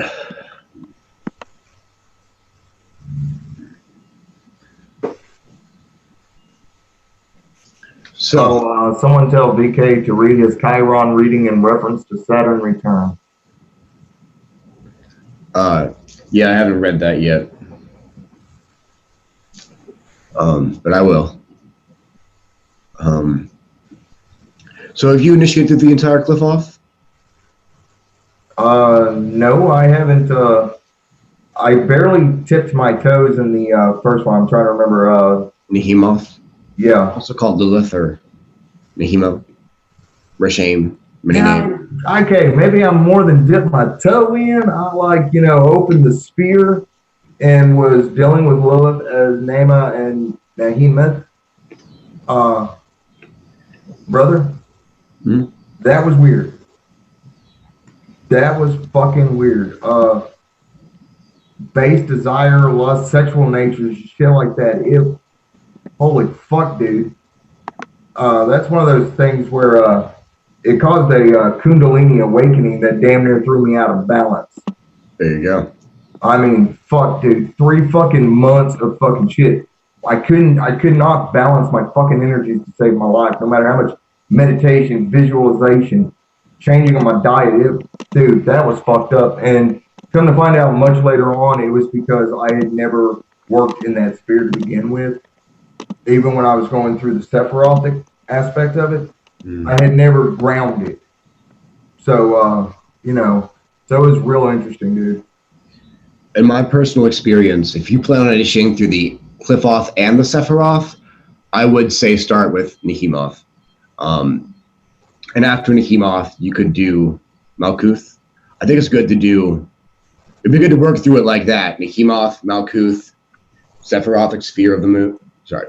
Nihimath, Malkuth, Gamaliel, Yasad, so on and so forth. But I did the whole Qliphoth, most of the Qliphoth before I even started working with this. I did everything out of order, and I briefly dove headfirst into Hinduism, and I fucking failed. Hindu deities are really hit and miss, a lot of them. Like, either they definitely like you or they definitely don't. And, the spirits, they were just kind of fucking with me. I don't think Kali was an example of that, but Krishna, Bhairavi, they didn't actually fucking like me at all. The reason why I asked is because when I did the Lilith Nama Nahamath opening of the sphere and was, awakening their energies and stuff, dude, I tried my best to use Mark Allen Smith from the Primal Witchcraft. I tried to use Hecate as a balancing aspect. Did not fucking work. And then I had to turn around and I employed, worked with Kali Ma to devour the excess energy. I'm telling you, it was crazy. So, with the Qliphoth and the Sephiroth, what many people don't understand is that there is much that lies beyond it. For example, beyond Thamael, you've got the 3 trans-Sephirothic tree. I'm fumbling over my words, but beyond the Qliphoth is the trans-Qliphothic veils, and beyond the Sephiroth is the trans-Sephirothic veils, and you get to initiate through those. So Ein, Ein Sof, and Ein Sof Or, and Tohu, Bohu, and Shasek. The latter 3 being above the Qliphoth. But initiating through them does require additional steps. It's a little more complicated than initiating through a standard Sephira or Qlipha. Well, you have Lux and then you have Nox. And that it was part of the workings of, I think was it referred to as the Beast workings or the Ritual of Beast. It was a high magic rite created by Crowley for the AA. And anyway, what it does is it's supposed to, after a certain grade, you're allowed to start working with nighttime energies or moon energies, so forth and so on. And what it does is it opens you up, like how you're sitting here and you're describing about working with the Qliphoth. Imagine working with the Qliphoth in a high magic ritual setting without actually opening the spheres and working with them. And this would be a beginning rite of how you would do so.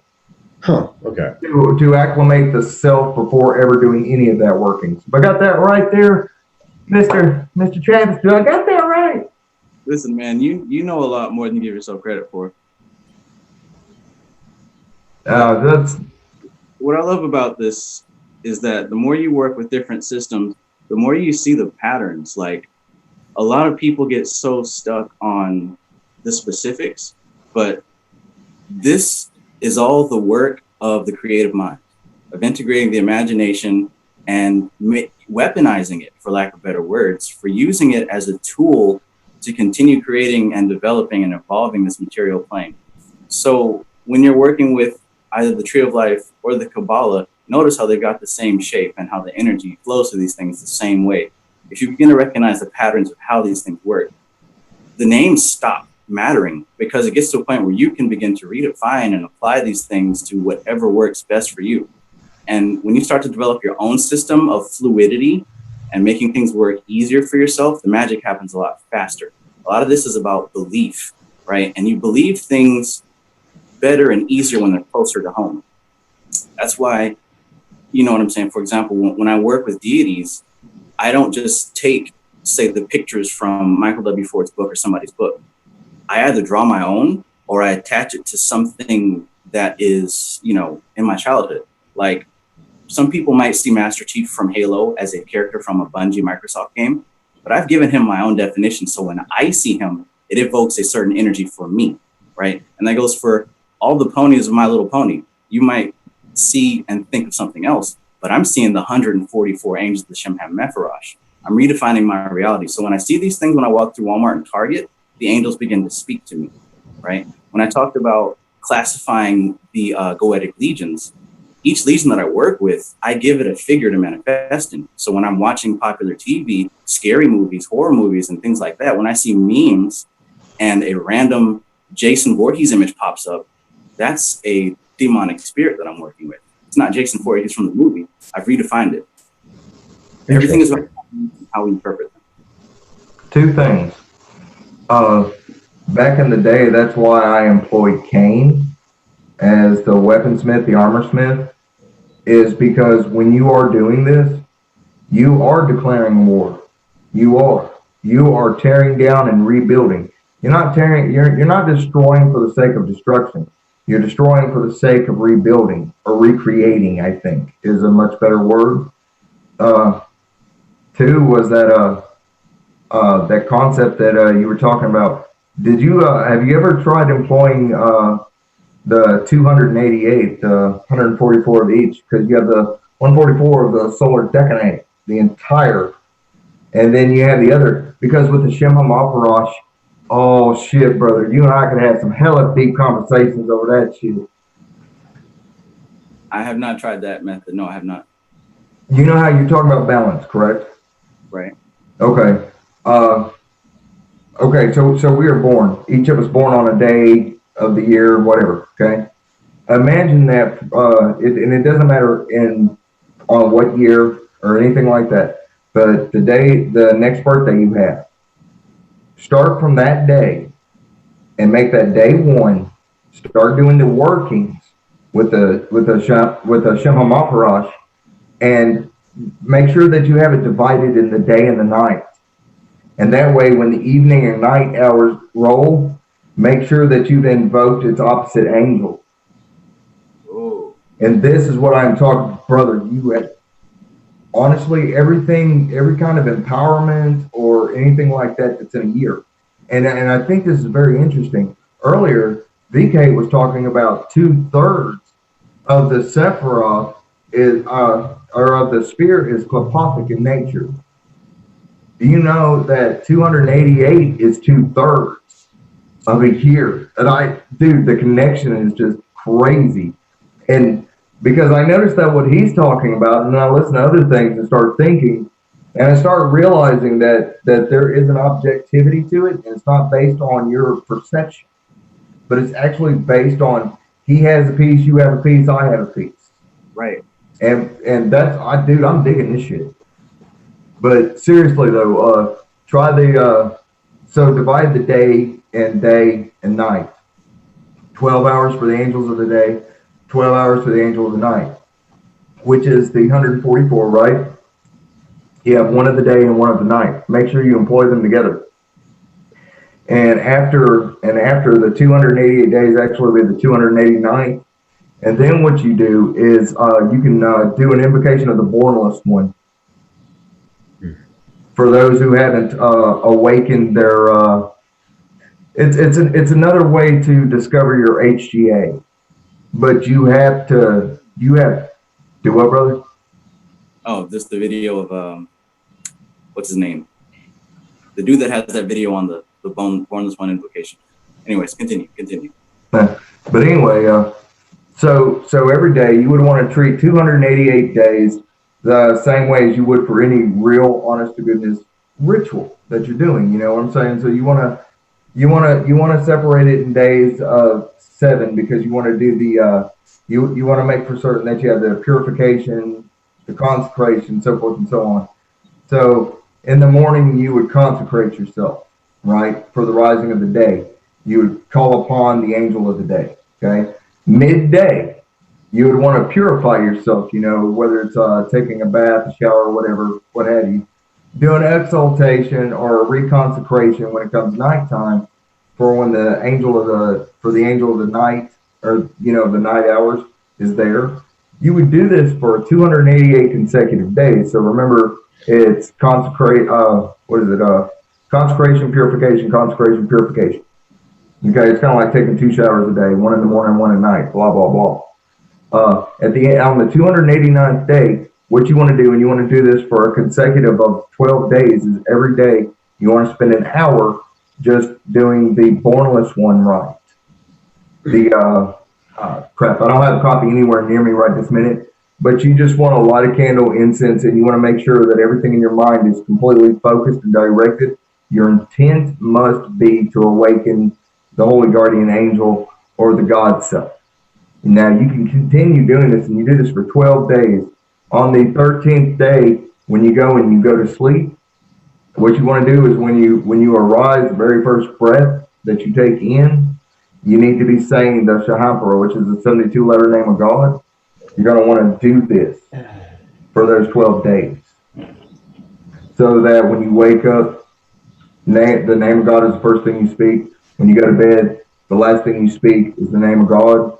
And what this allows you to do is to energetically connect with it. Now, a lot of people are going to like bitch and complain about, oh, that's Hebraic and blah, blah, blah. Dude, if it works, it works. Exactly. Hey, I've got company coming over, so I have to go ahead and go and clean this filthy place before my friend shows up. Now, I got company coming too. So.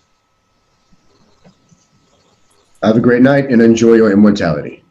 Love you, brother. Adios. Peace. But yeah, that is one way of doing it. The Bornless one. Pope Runyon was the guy I was thinking of. His ritual on YouTube. I invoke thee, the Bornless one. Yeah. He made it all spooky and whatnot. I think he was spooky. It wasn't. No, I'm serious, man. He was spooky. Oh man, I remember in the past surfing through YouTube and still in my Christian phase, lightly tapping into the dark side. I remember being terrified of EA co-editing videos. Like I'd see the pentagram and be like, oh, I don't want to click on that. I might hear something that'll make me stop believing in God. His videos and Michael W. Ford and different ones like that. But what they often say is the things that you're afraid of, that you have the most fear about, are the things that you need to work on the most, integrate, right? Mm-hmm. It's a form of your soul recognizing power, right? Because we recognize that when you're working on the higher planes outside of the physical, there's no good or evil. There's change and transformation. So if there's something that you're afraid of, it's very likely you're afraid because that thing is going to bring change, right? The greater the fear, the more massive the change. And this is also why we procrastinate, because the ego hates change, right? Even if the subconscious mind is pointing you in the direction of this change. I bet you were one of the cool Christians, man, to be honest with you. And the reason I say that is because apparently you took to the occult like a fish takes to water. Because I love how you're non-judgmental. You took it all, you blended it all together. You see it for what it is. You have light, you have darkness. And then what you have is what I've referred to for 19 years, the twilight, which is the in-between. Right. It's the culmination of them. And I mean, and once you've come to that point of power within inside yourself, when you don't just look at it as a working of twilight, but when you look at it as you are that in-between, right. That's when you truly come into your own potential, your own power. Right. And dude can't, man, every video I've heard or seen of yours, dude, it's there, brother. Good shit. Thank you. It's true when you focus on, so okay, when we exist in this realm, yes, we are bound by a duality. We have to process information in terms of duality. But the problem that a lot of us have is when we come to spirituality, we set ourselves up to process everything as good and evil. And people even do this in the occult. They're like, oh, can I invoke a demon and an angel at the same time? Will this God get mad if I have this God on the altar? None of that shit matters. It only matters because you make it matter, because you're giving belief and credence to those things. Honestly, the Bible really helped me, Christianity really helped me get into this because in one of the most painful parts of my life, right, I didn't really have anybody to cling on to. And at the time, all I had was pastors, internet pastors, and the Bible. So oftentimes they would talk about speaking certain verses over your life. So I'd go on to Psalms, and I still use my Bible today. I've got verses that are circled that I would recite to myself over and over, get them into my subconscious mind. I didn't know that's what I was doing at the time, but that's what I was doing. And I put so much faith in these verses that they would work. So you carry that over into the occult.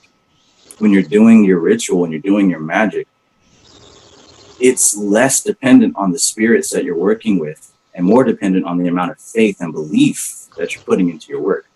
So if you go into this thing half believing it and saying, oh, I'm just going to try it to see if it works, or I don't know, this or that, you're going to have limited success. But if you walk into this thing with the full confidence of a Bible thumping Christian, that's how you get results. Yeah, you've got to have that kind of faith. You have to be that priest king that they were so big about talking about. Even that role is just full of power. Forever, I've been in a shit ton of fucking bad accidents and all kinds of weird shit. Walked away without any scratches. And all because there's one scripture that always came to mind, and I guess that thing was buried so deep in my subconscious it wasn't even funny. And he shall give his angels charge concerning thee, lest thee that shall I put against a rock. That shit, dude, I'm telling you, I don't give a damn what the truth do. What? That's one of the big ones. I think that's 91. Psalm 91. I have no idea, but I know one thing. I know that you take, no matter where it comes from, if it's powerful and it can create an effect, you believe that shit. I don't give a damn if who was talking about My Little Pony earlier. I don't even care if My Little Pony came up with it. If it works, fucking apply it, fucking employ it, make it part of your own shit. Go with it. Exactly. Just like what you were saying about how some people don't work with certain things because it's got Hebrew writing in it, or it says Jehovah, Yahweh, Tetragrammaton. You're carrying over your old belief system into a new paradigm. It's not going to work, right? You have to start from a clean slate. And you have to understand that when a lot of these rituals use words like the Tetragrammaton, Yod-Heh-Vav-Heh, Adonai, Eheh, it's not just that these are names of God. These are words of power. They have certain vibration, right? They charge the atmosphere. They charge your mind, right? And Hebrew language is a lot different from English language because the Hebrew words themselves are symbols, sigils, and characters that represent a myriad of things. So it's not just like I'm saying the word God. That is an empty, dead word. But if I vibrate Yod-Heh-Vav-Heh, Jehovah, Yahweh, the energy in that word and the symbolism, the ancient symbolism, still carries power. You're tapping into it and you're employing it for your own means, your own ends. Right. It's not designated to an either side. It's neutral. It's just energy, right? It doesn't have a polarity. It's just energy. It comes when the magician uses it. Yeah, it's employed to your end. When we talk about demons or angels, they're not good spirits and bad spirits. These are levels and categories of energy. The way that you employ them is going to designate what side they're on, so to speak. Like what BK was talking about earlier, the black magician being the one of true balance because he understands that he's working with different energies that you can use to do anything. And yes, there's going to be cause and effect. So it's not that we're afraid of going to hell or getting bad luck. It's that we understand if we send a certain type of energy back out, we're going to get that energy back. And if we're not prepared to transmute that into a certain way, you got to think 2, 3, 4, 5 steps ahead. Absolutely, man. For example, I employ lots of not just scripture, but just sayings in general for all kinds of different things, and I've employed them for fucking years.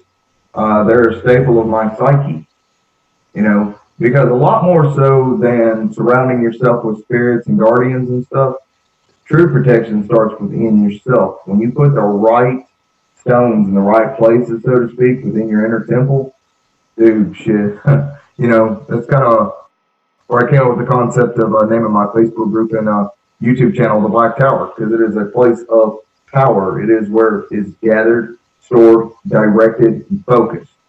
You know, Yeah. nothing is by chance, nothing is by accident. All things are by design, designed by desire. Right. And I love that about like Enochian. I used to use Hebrew for power words and vibrations and sounds and stuff. And then I found the cursive regular writing. It was called Enochian, which was just a step up. Oh, I have a lot of fun even to this day employing Enochian and stuff. It's powerful shit. Enochian is actually much more useful on a broader scope, more so than Hebrew. Because Hebrew has a limit to what it can affect in its energy. It really does. But Enochian is one of those that's all encompassing. It's like these are beings of the points, of the angles and between the angles and so forth and so on. Fucking love that shit. I have to say, the Gallery of Magic has been extremely helpful in stepping up my game when it comes to working with the Goetia and the angels. And I say that because when you look at the sigils of the angels, it does employ some Enochian writing in it. And I've got books on the Enochian language and John Dee and all that stuff. I just haven't dug into it because it's kind of boring so far. There's a lot of books that I have are still written in that old style, thee, thou, thine, and it's really hard to dig through that. I actually enjoyed that particular writing style, which was born in the 15th, 16th century. So I'm kind of comfortable with that. Now, I'm not going to lie, after about 13 or 14 pages, it does get old real quick. But the cool thing is that in points where it says, also not that aside, I reign over you, saith the Lord of hosts. Saith the Lord. And then it gets to parts where it talks about for I am the same true follower, worshiper of the same true Holy One. You've got to recognize that you are that same true Holy One. You know, and that's what's not taught with Enochian anymore, is that they're like, oh, here are the keys and here's the stuff everybody's put out there. You know, nobody's gone through and been like, you know, not necessarily rewrote the keys, the English translations, but it's like, you know, the little points that you could make as far as how you're supposed to understand them as you're speaking them, as you're saying them. Right. Dude, and I thought about taking on that task, and I was like, nope, I'm good just knowing it myself, because that's just too monumentous. I think that's way too big of a page to flip in a book. I'm good.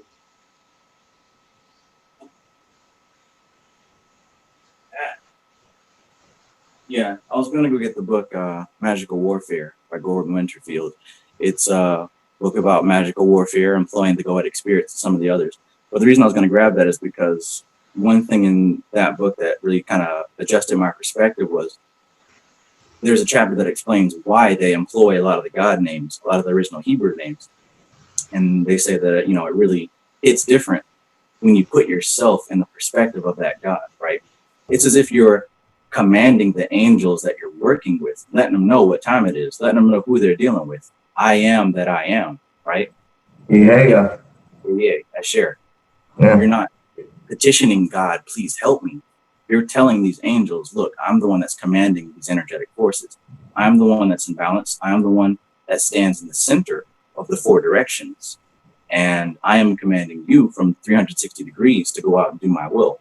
right? So when you're using these phrases, Yod He Vav He, Esher, Ehe Esher, you're speaking from your perspective.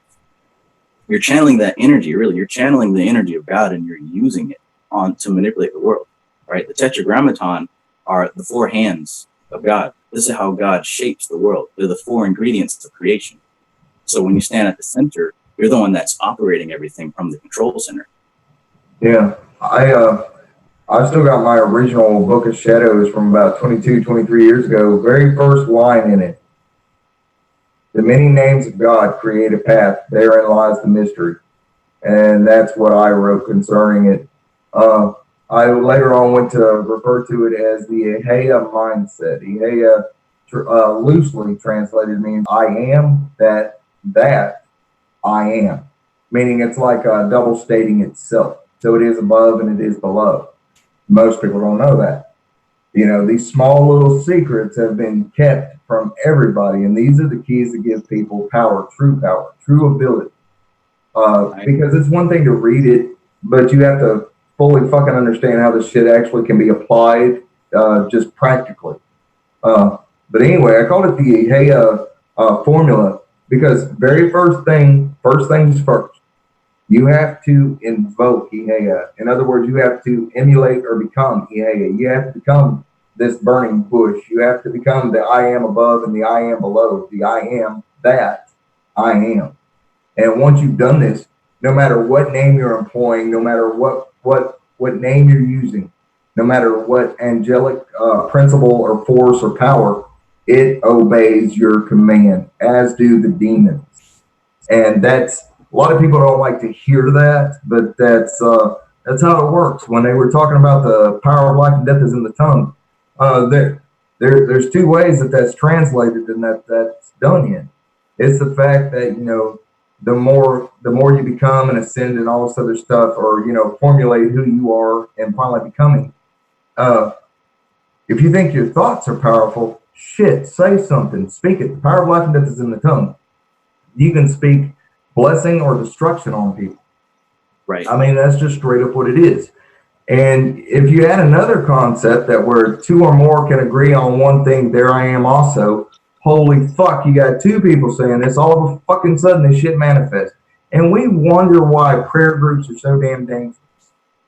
You know? And these are by people who aren't occult trained and you even know how to focus and how to channel that shit. Okay, so let's take what you're saying right now and make something usable for the people listening. So what you just mentioned was that one person has the power of life and death in the tongue.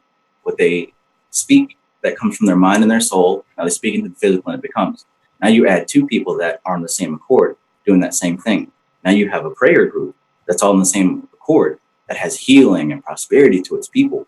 Now imagine certain events that take place in popular culture, like my last couple of YouTube videos, people getting worked up about the Black Little Mermaid, everyone congregating around Area 51 in these hotels with the same intention. These things, a lot of these things are actually programmed and scheduled, not by the people participating, but by people who know how to tap in and utilize this collective energy. So what I've been focusing on in my last couple of YouTube videos is to recognize when these events happen, right? Don't participate in them. Don't get upset because there's a Black Little Mermaid. Don't get upset because some celebrity did this or some Donald Trump said that. Tap into the outrage and use that energy in your rituals. Use that energy to fuel what it is that you're doing. It's You're free. defusing it.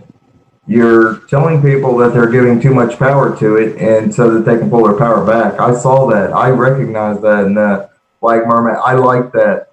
But yeah, I was raised up in a racist home. But you know what's really fucking funny? I didn't care what color you were. I never did. And I had friends my whole life coming up, you know. I've had Vietnamese friends, Black friends, Mexican friends, you know, so forth and so on. And so it's not about how you're raised. It is not. It's about what you do. You know, it's about where you come from. Come in. So, you know, that's basically what it is. So anybody who uses any kind of excuse, thank you. Love you. Anybody who uses any kind of excuse saying, oh, well, it's because of this and it's because of that. No, you have a choice. You have that choice. You do. Are you know, I could sit there and I could blame my whole life and all the shit I've been through on everybody fucking else. But you know what? I am stronger than that. I'm more intelligent than that. I've got to act upon it. See, and that's the third part of that alchemy. I've got to act upon it. And so I took all this shit in and I was like, you know, they said hi to me. I said hi back. They said, you want to play a game? Fuck yeah, I want to play a game. I don't want to sit here by myself, you know. And so the next thing you know, I'm playing, you know, football, you know, in different cultured neighborhoods. I mean, what the fuck? You know, I don't, it's kind of weird. I do understand how the world is, but some part of me cannot grasp the concept of hatred and bigotry because I don't get it. I honestly don't get it. I don't care if it's a white person being racist towards any other colored person or another colored person being racist towards white. I don't get that hatred. I don't get it. I don't know if it's because it's not in me that I don't get that, but it's always been a point of contention with me of ignorance. Ignorance is something you can teach better. Stupidity you can't do a fucking thing with, but there is such a rampant amount of ignorance this day and age that, dude, I swear it eats at my patience, and like I have no patience for it. Period. End of story. Even for what can be taught better, because it's just rampant stupidity. Well, coming from the perspective of vampirism, the ignorant are like cattle. Essentially, they provide milk and meat for those who know how to tap into them. Don't get emotionally upset because they're literally here just to provide energy. You know, now racism, hatred, and bigotry, these are energetic currents that you have to exist in, and existing within them brings certain things, just like existing in the current of compassion and love and vibration. Reading the book Lucifer and the Hidden Demons, it really talks about how Lucifer is kind of like the head angel spirit over all these different legions. And really, when you talk about the hierarchy of demons and angels, what that really is referring to is the structure of the energy. Lucifer says is above the names of these certain demons, because you can employ this energy and that energy, but to really get to all of them, you go to the very top. They're all contained within his current. It's as if there's a current called Lucifer, and within that current are different levels of energy. That's why in the Bible it says the name of Christ is the name above all names, because if you tap into that energy, it's at the very pinnacle, it's at the very top. In Luke, I believe it's chapter 10, verse 17 through 19, Jesus is talking about how I give you power over all the ways of the enemy, all the spirits, all the demons, scorpions, and dragons, so that they don't harm you. Don't rejoice that you have power over these spirits. Rejoice that your name is written in heaven. That's talking about a hierarchy of spirit. So existing in a energetic current of hatred and bigotry and racism, that's a low current, and it brings low negative things. It's just not conducive. Well, see, that's what was confusing me, because I mean, I even in my vampiric practices and what I was doing, yeah, definitely. I was also the kind of guy who I liked fighting. Oh, I loved fighting. I loved fighting coming up. I mean, I was a scrapper from the day one. But you would think that someone like me would just find anybody to fight. Oh, no. I was a picky bitch. I wanted to go find the motherfucker that's making fun of somebody who can't help the fact that they're in a wheelchair. Or the person that's making fun of this person, that person. Oh, I love beating the shit out of motherfucking bullies. That was like my shit. I fucking love that. And then when I got older and got into the occult and everything and started doing that, I was like, oh shit, I get to have even more fun? Really? And I mean, it was on, so yeah, I get that. And I'm glad you pointed that out about the difference in the current of what you're talking about. You know, that makes a lot of sense. You know, I guess because I've never vibrated at that level that I can remember or anything like that is probably why it astounds me and why I don't get it. That makes a lot of sense, because I know sometimes our concept of what we understand, what we truly understand, comes from whether or not we've been there and done that, and that isn't something I've been and done. So that makes sense, dude. I never thought of that. Yeah, that was recently communicated to me through working with Lucifer. The book Lucifer and the Hidden Demons. That is a great book. It skips a lot of the ceremonial stuff and it goes straight to the path working. So if you're interested in working with the Legion of Spirits that's not the Goetia, and you're interested in working with Lucifer, that's a great book to go with. I actually had physical manifestation out of that book. I've probably only had maybe 3 or 4 instances of physical manifestation, but recently working with that book, I definitely have it. I bought 2 copies. The day I found it on Amazon, I bought 2 copies. I didn't even blink. I bought 2 copies. And I sent one to my buddy Frank and me one. And when he got here and I was looking, I was like, oh my God, finally, no seals, no sigils, no names, just visualized. But it was so crazy how effective it was. So yeah, Lucifer and the Hidden Demons, it's got a 10 on my list. So Uh-oh, looks like you're frozen on my screen here. well, you're fine on my end, but Okay, you're good. You're good now. oh, okay. I see that Sutekh put in the oh shit, what's that? Satin Ampu, Book of a New. You know what? That is still on my list. I still don't have a copy of that yet. Now, I also don't have a copy of all of DK's works, which I plan on getting. Yeah. Uh-oh. Oh, he's got more stuff to show off. Wait now. The Infernal Text of Nox and Libra Cobb. Yeah, that is the one that I gave away, not Libernol Psychonaut. Libernol and Psychonaut, I still have somewhere. That's the one. That right, I like that book. It literally gave me a clue on using visualization, working with the old ones. So a lot more powerful, like to think outside of the paradigm that we're always in. Yeah, right there, that page right there, Sutekh, that one right there, that is the design by which I designed the black tower that I use. That right there. Whoa. So that is an extremely powerful sigil, and I'll tell you why. When you talk about working with the great old ones, see, when I'm doing my videos, I'm really trying to work up to something big here. But in order for most people to understand, I really got to take it slow. But that sigil is very important. There's a certain level of great old ones that manifest like that, right? Like a lot of times you see Cthulhu as this tentacled being, right? When you think about Gorath. Okay, Sutekh, say something so it'll bring up the screen so people can see it. Even if they can't hear you, it'll allow your screen to pop up. What's going on? You guys hear me? Hello? You got to say something, brother. Can you hear me? Can you hear me?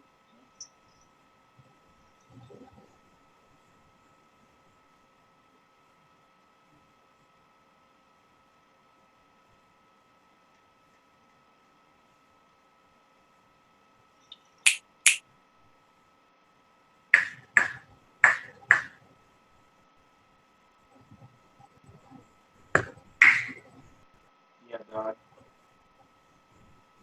Yeah, dog. Hello? Can you hear me? No?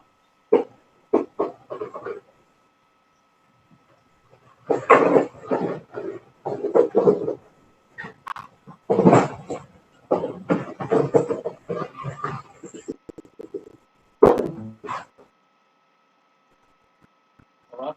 But anyway, it was a whatever the name of that book was. It's a depiction showing the Tower of Koth as a design. Back a couple years back when I was first coming up with a name for my Facebook group and for YouTube, I came up with the Black Tower using that as a symbol for empowering it and a reason why I used it. Very powerful shit. Well, we can hear you. Yeah, dog. Yeah, all right. Sure.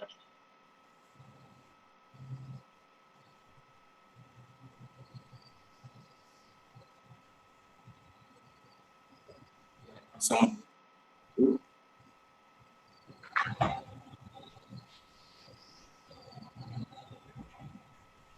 green.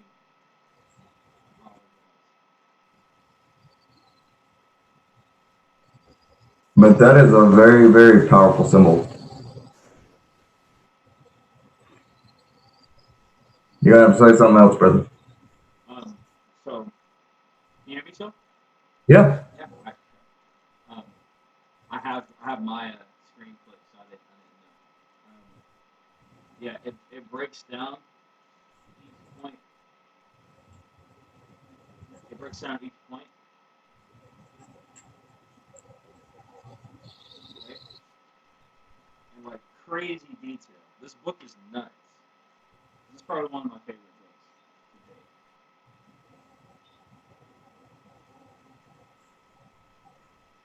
I don't know if you can see that. How well you can see it. Yeah, it's fucking intense. Yeah. Approaches to working with the Necronomicon, with the different ritual systems. This one is one of the few that I've read that kind of bridges all of these different types of like. So I don't know. DK had mentioned it before. I don't consider this Simon Economicon to be Lovecraftian, but this, I see how this book kind of bridges the two. Yeah. This so this book bridges Lovecraftian magic and the Necronomicon. Yep, through the gate of Eox that's in the Simon Necronomicon. Yes. I had to employ that other book of yours to be able to bridge the gap with working with Eox as the gate of Azathoth. So literally, that's how you do it. That was not how you do it, but that's how you build the bridge between the Simon Necronomicon and working with the old ones that they barely go over. Yeah, this is ideal for that. It delineates, I guess you could say, like all the different old ones to like a specific corner of the world, like symbolically speaking, and it appoints like a direction and a level of like the way the energy is flowing is like it's ruled by a specific order, if that makes sense. Like the whole concept of them keeping the gates, you know what I'm saying? Like it puts that shit to a whole other perspective. It's like solidifies that there's like there's almost like an angled like type of vortice that we're inside of that they rule the edges of. You know what I'm saying? Oh yeah. But yeah, in this one here, so this one is more I don't know, Donald Tyson, the Grimoire of the Necronomicon. Yeah. So this one, it's more like ceremonial, more like it's entry level ceremonial, but the way that this person breaks it down, he works with the planetary days and he has a specific right to every day. Yeah. This is my own personal gate and circle of working with the old ones, complete with sigils for them, along with names wrote in script. How long did you spend writing your? You wrote your Necronomicon? This right here, it's been an ongoing thing. Like, say, it's got all the stuff. Yeah. My favorite is this right here because you need to understand how the Big Dipper applies. But you also have to kind of go into Eastern belief systems to understand like the pace of you and what it was for, so forth and so on. It's I refer to it as a stagger step. It's you step forward with your right foot, your left foot drags. Hey, dude, the way I fucking walked it, it was perfect. But each one of them, they're not just planets. There are so many culminations. When I was doing the Elder Gate walking, at the exact same night after I did the walking, at the exact same night, I was dreaming about one of the old ones that was completely in tandem with it. And so I wrote that down. I was keeping up with that the entire time. Interesting thing is that the do you remember the how they show the aura star kind of curved in the H.P. Lovecraft version? Okay, with the eye that's burning in the center. Okay, well, I had seen the first night of the first gate I walked. I had a dream about being in these waters, these chaos waters of chaos or whatever. And there was this big, huge starfish thing that looked just like this thing. And in the place of the burning eye or whatever was the mouth. And it swallowed me up. And when it did, it spit me out. And I was in another form. I was in like a parabolic amoebic state of being and could only move like this right here at just straight lines, angles. It was so weird. Look, that is different, the form they give you, so forth. I mean, there's some powerful shit to it. That's an entity. That's a separate dimension. That is a very, very high level of spirit contact. Okay, so what I've been researching, I've been working with Andra for a long time. And I find that even with any system, when you stick with one thing and really dig into it, you begin to understand it deeper and deeper, right? That's why it's not so good to bounce around from system and system trying to find the magic. You stick with one thing and you work that until you get down to the bare bones. So even though I've been experimenting with a lot of different things, I've been working with Andros. And Andros led me to his corresponding angel, which is Anuel.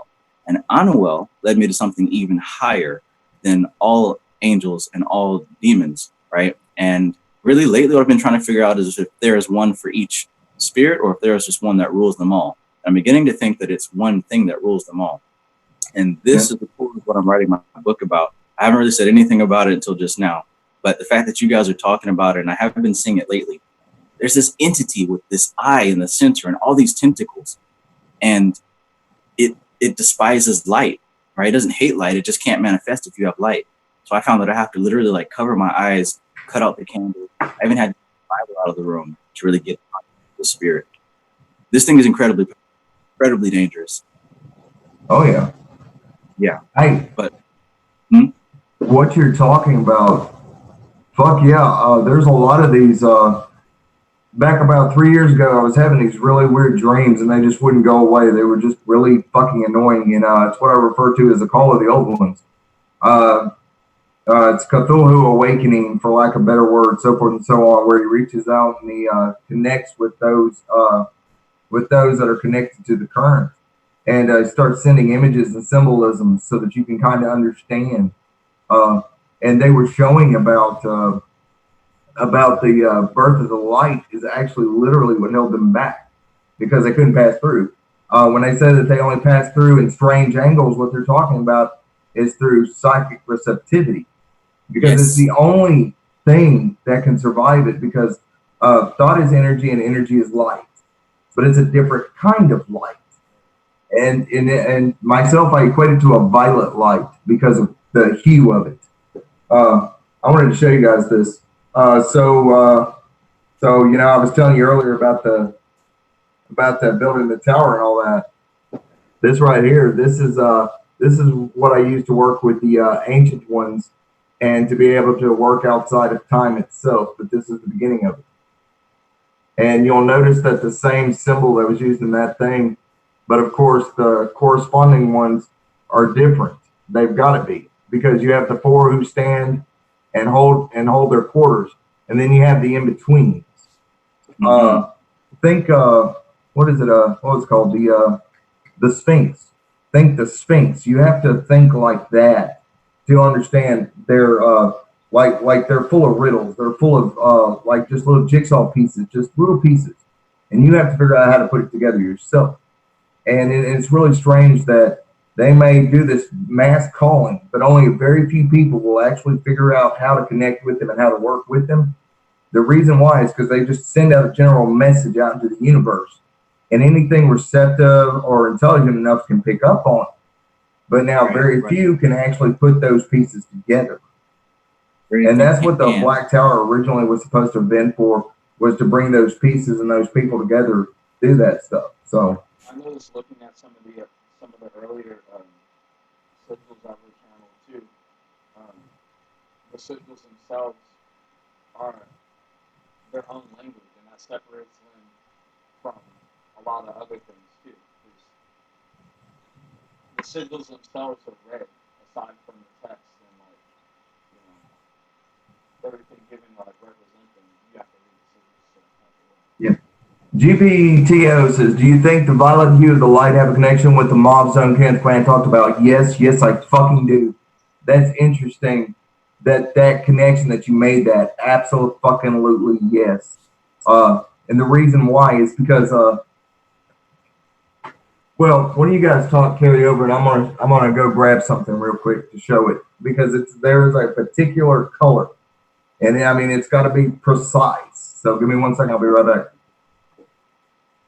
Yeah, this really sucks because I have to go, but I think we're really tapping into something very important right now. Like, I work with a lot of spirits, a lot of demons, a lot of angels, and this particular one that we're talking about right now, this set of energy is incredibly powerful. And I've been really reluctant to talk about it because I don't like to talk about things I don't have full information on. But yeah, there's a reason why Lovecraftian mythos is so popular, because there's something that is very deep and very primal. And the fact that it was like, it creates a psychological phenomenon just because of the fact that it was believed to have not existed at first and then it surfaced. You know what I'm saying? Like it already creates this, it was what I was talking about before about currents, discursive complexes. When certain patterns in nature, they feed off of awareness, and they tie themselves to people's ancestry. So the patterns, I guess, are more rhythmic with people's understanding and, you know, the relationship to their own ancestry, to the degree that they interchangeably are feeding off of each other, the awareness of each other. You know what I'm saying? Yeah. So that's my take on it, because like the fact that Lovecraftian lore was put out the way that it was one of the like most advanced type of occult works that was just hidden in plain sight for so long. Yeah, I mean, after all, he was called the sleeping prophet for a reason. You know, he was getting it through dreams. A lot of left-hand path practices with like klepothic workings and stuff like this is that it's supposed to train your mind for at nighttime to awaken and to work at nighttime. A lot of people experience this as not being able to sleep at night, being night owls. Well, this is because their body is having to acclimate to it, and instead of it becoming an internal thing, it becomes an external thing. I can't sleep at night. I only sleep when the sun's up now. It sucks. I go to sleep at night. Yeah, somebody's like, what did I grab? I wanted to show this. So I keep this wrapped up. And this is one of my ritual pieces that I employ. I made this about 1.5 years ago. It's coming apart now. You probably can't see the color. But this is called this was made after the form of a stele. And it has my key in it. Well, what you can't see is the coloring is around it. And on the inside, what emanates from it is a violet color. Now, I put the 3 great watchers beneath it because the seals of my shoe are used to open and close all gates. They're meant to accompany you. They're literally seen transfixed like a tattoo on the astral plane upon your left forearm. And the reason why is because these are symbols of power. They give you the authority and the right by which to walk the astral gates.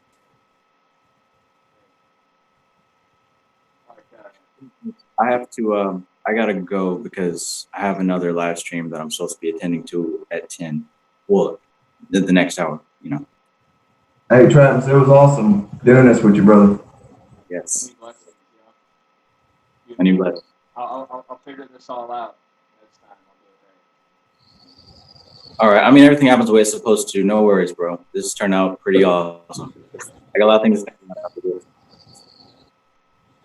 Yeah. Peace.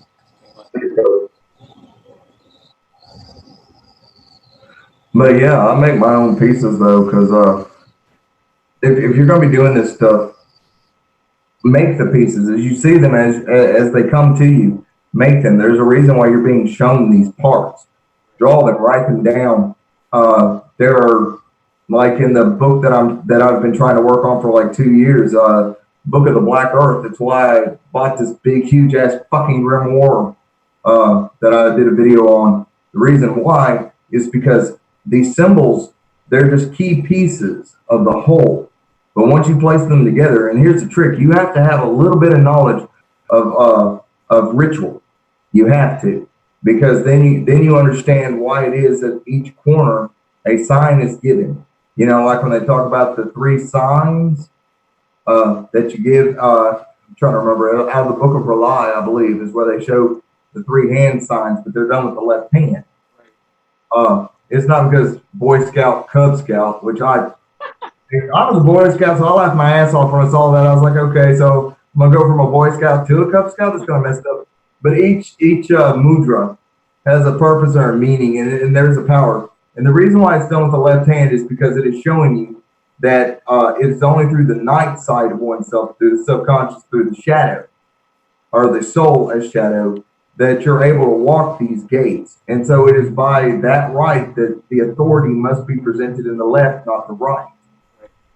There's lots of fucking reasons behind that. And lots of little small mysteries and secrets that could be, pulled out of it and gleaned from it. That's what I've been trying to write for a long time is, the purpose, the meaning, so forth and so on. I'm not trying to reinvent the wheel. I'm just trying to show how it's done. Right. It's actually ritually. Yeah, you're graduated in a lot of that too. Like, I don't know. Like for me, like I told you how I was stuck, when I was like diving really deep into like my Saturn work and my Saturn practices. And you're the one who presented to me to work with the sun. Yo. Hey, I'm just gonna tell you, you made my whole like experience of the Saturn return so much easier. Brother, I'm glad, because you know what? Everybody and their uncle and their cousin and their brother and their sister and everything else, they try to add more fuel to a fire. That's not what you do. Right. That's not what you do. You just try to acclimate yourself to the actual center of it, because otherwise you're just adding more fuel. Because, like, for example, what you're talking about, Saturn's symbol is a circle with a dot, without the dot in the center.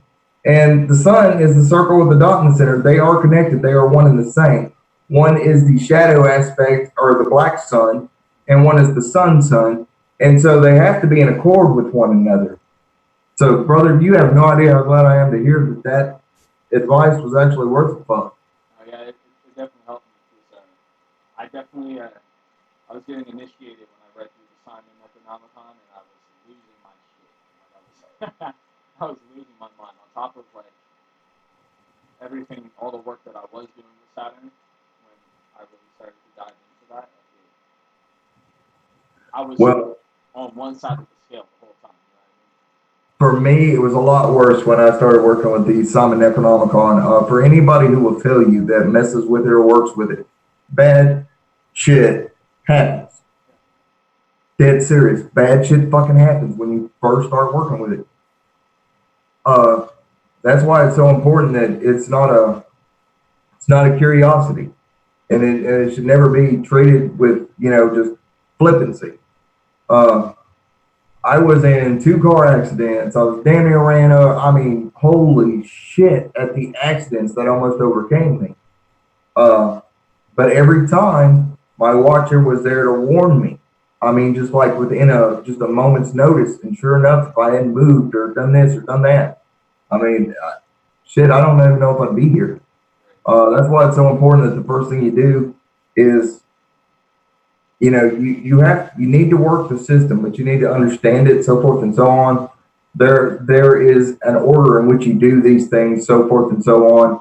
The prayers, all that stuff, everything is right there in that fucking book. That's why my YouTube channel, because trying to like just, you know, hey, be aware of this. Do it in this order, this order, this order, this order. So you know how in the beginning of it, it has like a phonetic type of like translator for you to be able to like pronounce the words correctly. So like for the longest time, yo, like I could not do that shit. Like I kept having to like go back to the front of the book and like, you know, just like trying to get it, trying to figure it out. And then I'd say probably is when I started understanding how to read the patterns of the sigils, the pronunciation started becoming way more natural. Repetition. Yeah, it was the sigils. The sigils did it for me. As soon as I started being able to like, as soon as I figured out like, there's a whole like set of language and like things to read, you know, inside the sigils. Hell yeah. Go ahead. I'm sorry. What I was going to tell you is that in that system, your watcher is your guide. He's not just your protector. He doesn't just protect the circle. He's also your guide. He literally walked me through that shit left and fucking right. If your psychic skills aren't that developed, work on them. Just work on them, because that is sincerely one of those things. It just is. You need, because he's going to help you, he or she, because they're androgynous. I don't know how to explain that any other way.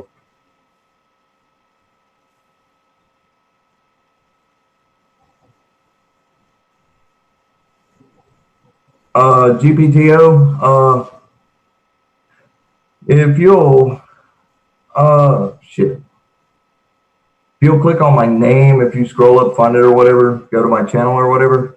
I'm not telling you subscribe or nothing, but if you put it on there, you can leave a comment on any video in there, even if you don't watch it. There are a lot of things that I've got to get back with on that, as far as doing videos on more of the all things Necronomicon and some of the stuff. And one of the things that I was going to approach is how to bridge the gap. I'm not going to bogart Sutekh's thing here just to go over that, but I will on my own channel, definitely. But well, I appreciate that, man. You have one on mine whenever the hell you want to. You know that. No, it's just it's a little bit too much to do in a video. It really seriously would take a while. It's a big subject because there's 6 or 7 resources. See, I like having all the resources, all of them. I don't care if this person wrote this person wrote that. You want to have all of them because everybody provides a little small piece, and then you have to have the intelligence to be able to piece them together. And so the Book of Rely, absolutely love. I love the mudras. I love the new symbols. I love the Yog-Sothoth works. Matter of fact, everybody underneath the sun loves not Nyarlathotep, but I myself, I am a Yog-Sothoth fan. Matter of fact, my key, my symbol, which I refer to as the key, gave to me by my watcher 19 years ago. It is what it is, and it is directly related and connected to Yog-Sothoth. So the current's real. It is its own thing. But the cool thing about that key symbol is that after 19 years, it literally fits any paradigm. It fits any working. It's not just Necronomicon related. And that's why I've shared it with the members of the Black Tower and their own personal uses, is because of that. Yeah, Yog-Sothoth. Definitely powerful. Okay. There's a really cool meditation that goes with it. Just visualize, and I can do this for anybody. So you take my symbol, right? Visualize the circle around your head, straight down from the base of your skull, down to your tailbone, a straight line. Shoulder to shoulder is a line. Right below your breast level, it comes out beyond your shoulder, about a half a foot on each side. That's the second arm. And then straight down at your waist, just inside the groin. Like the top one was from shoulder to shoulder, and the other one was 6 inches out. Well, the one at your waistline is from inner groin to inner groin, or inner thigh to inner thigh on the groin. And that's the third arm. Visualize it, breathe it in, draw it in. You are the key, and the key is you. Any door that you would want to walk, any of them, this is how you empower yourself to be able to use your willpower and the strength of your own psyche to enter into any gate. Now, you will still have to follow through with the calling upon the guardians, keepers, or whatever. But for most things, all you got to do is be able to see it and step forward as if you own the motherfucker, as if you're the one that created it. Because the key, it just does what it does. How? Yeah, I plan on it's actually part of like 2 books that I'm working on right now. But the meditation I've shared with a lot of people, it aligns yourself most perfectly with your God self, okay? Because it's soul transformation, soul transmutation. That's all the key is. It can be used for a myriad of things, but its true gift or its true purpose is the transmuting of the soul into its most purest etheric chthonic form. And the 3 wings are just a hell of a fucking beat, man. I mean, because it gives you 3 sets of wings, just like one of the Sephirah. So I think I said it right. Seraphim, excuse me, like the seraphim. So I know we've talked about draconian magic in the past. I want to know with your experience if you have any experiences with the clavicular knots. Do you have any experiences working with that? The what? Clavicular knots. The key of night. Why does that sound so fucking familiar? If I saw the cover. Dragon Root. Thomas Carlson. Hold on. No. I want to say that I read a copy years and years ago, but I mean, not many years, but something like 12, 13 years ago. It's a symbol. Unless it's one of his newer ones. Now, I follow him on Facebook because I like his shit, but I think that guy's been around for a while.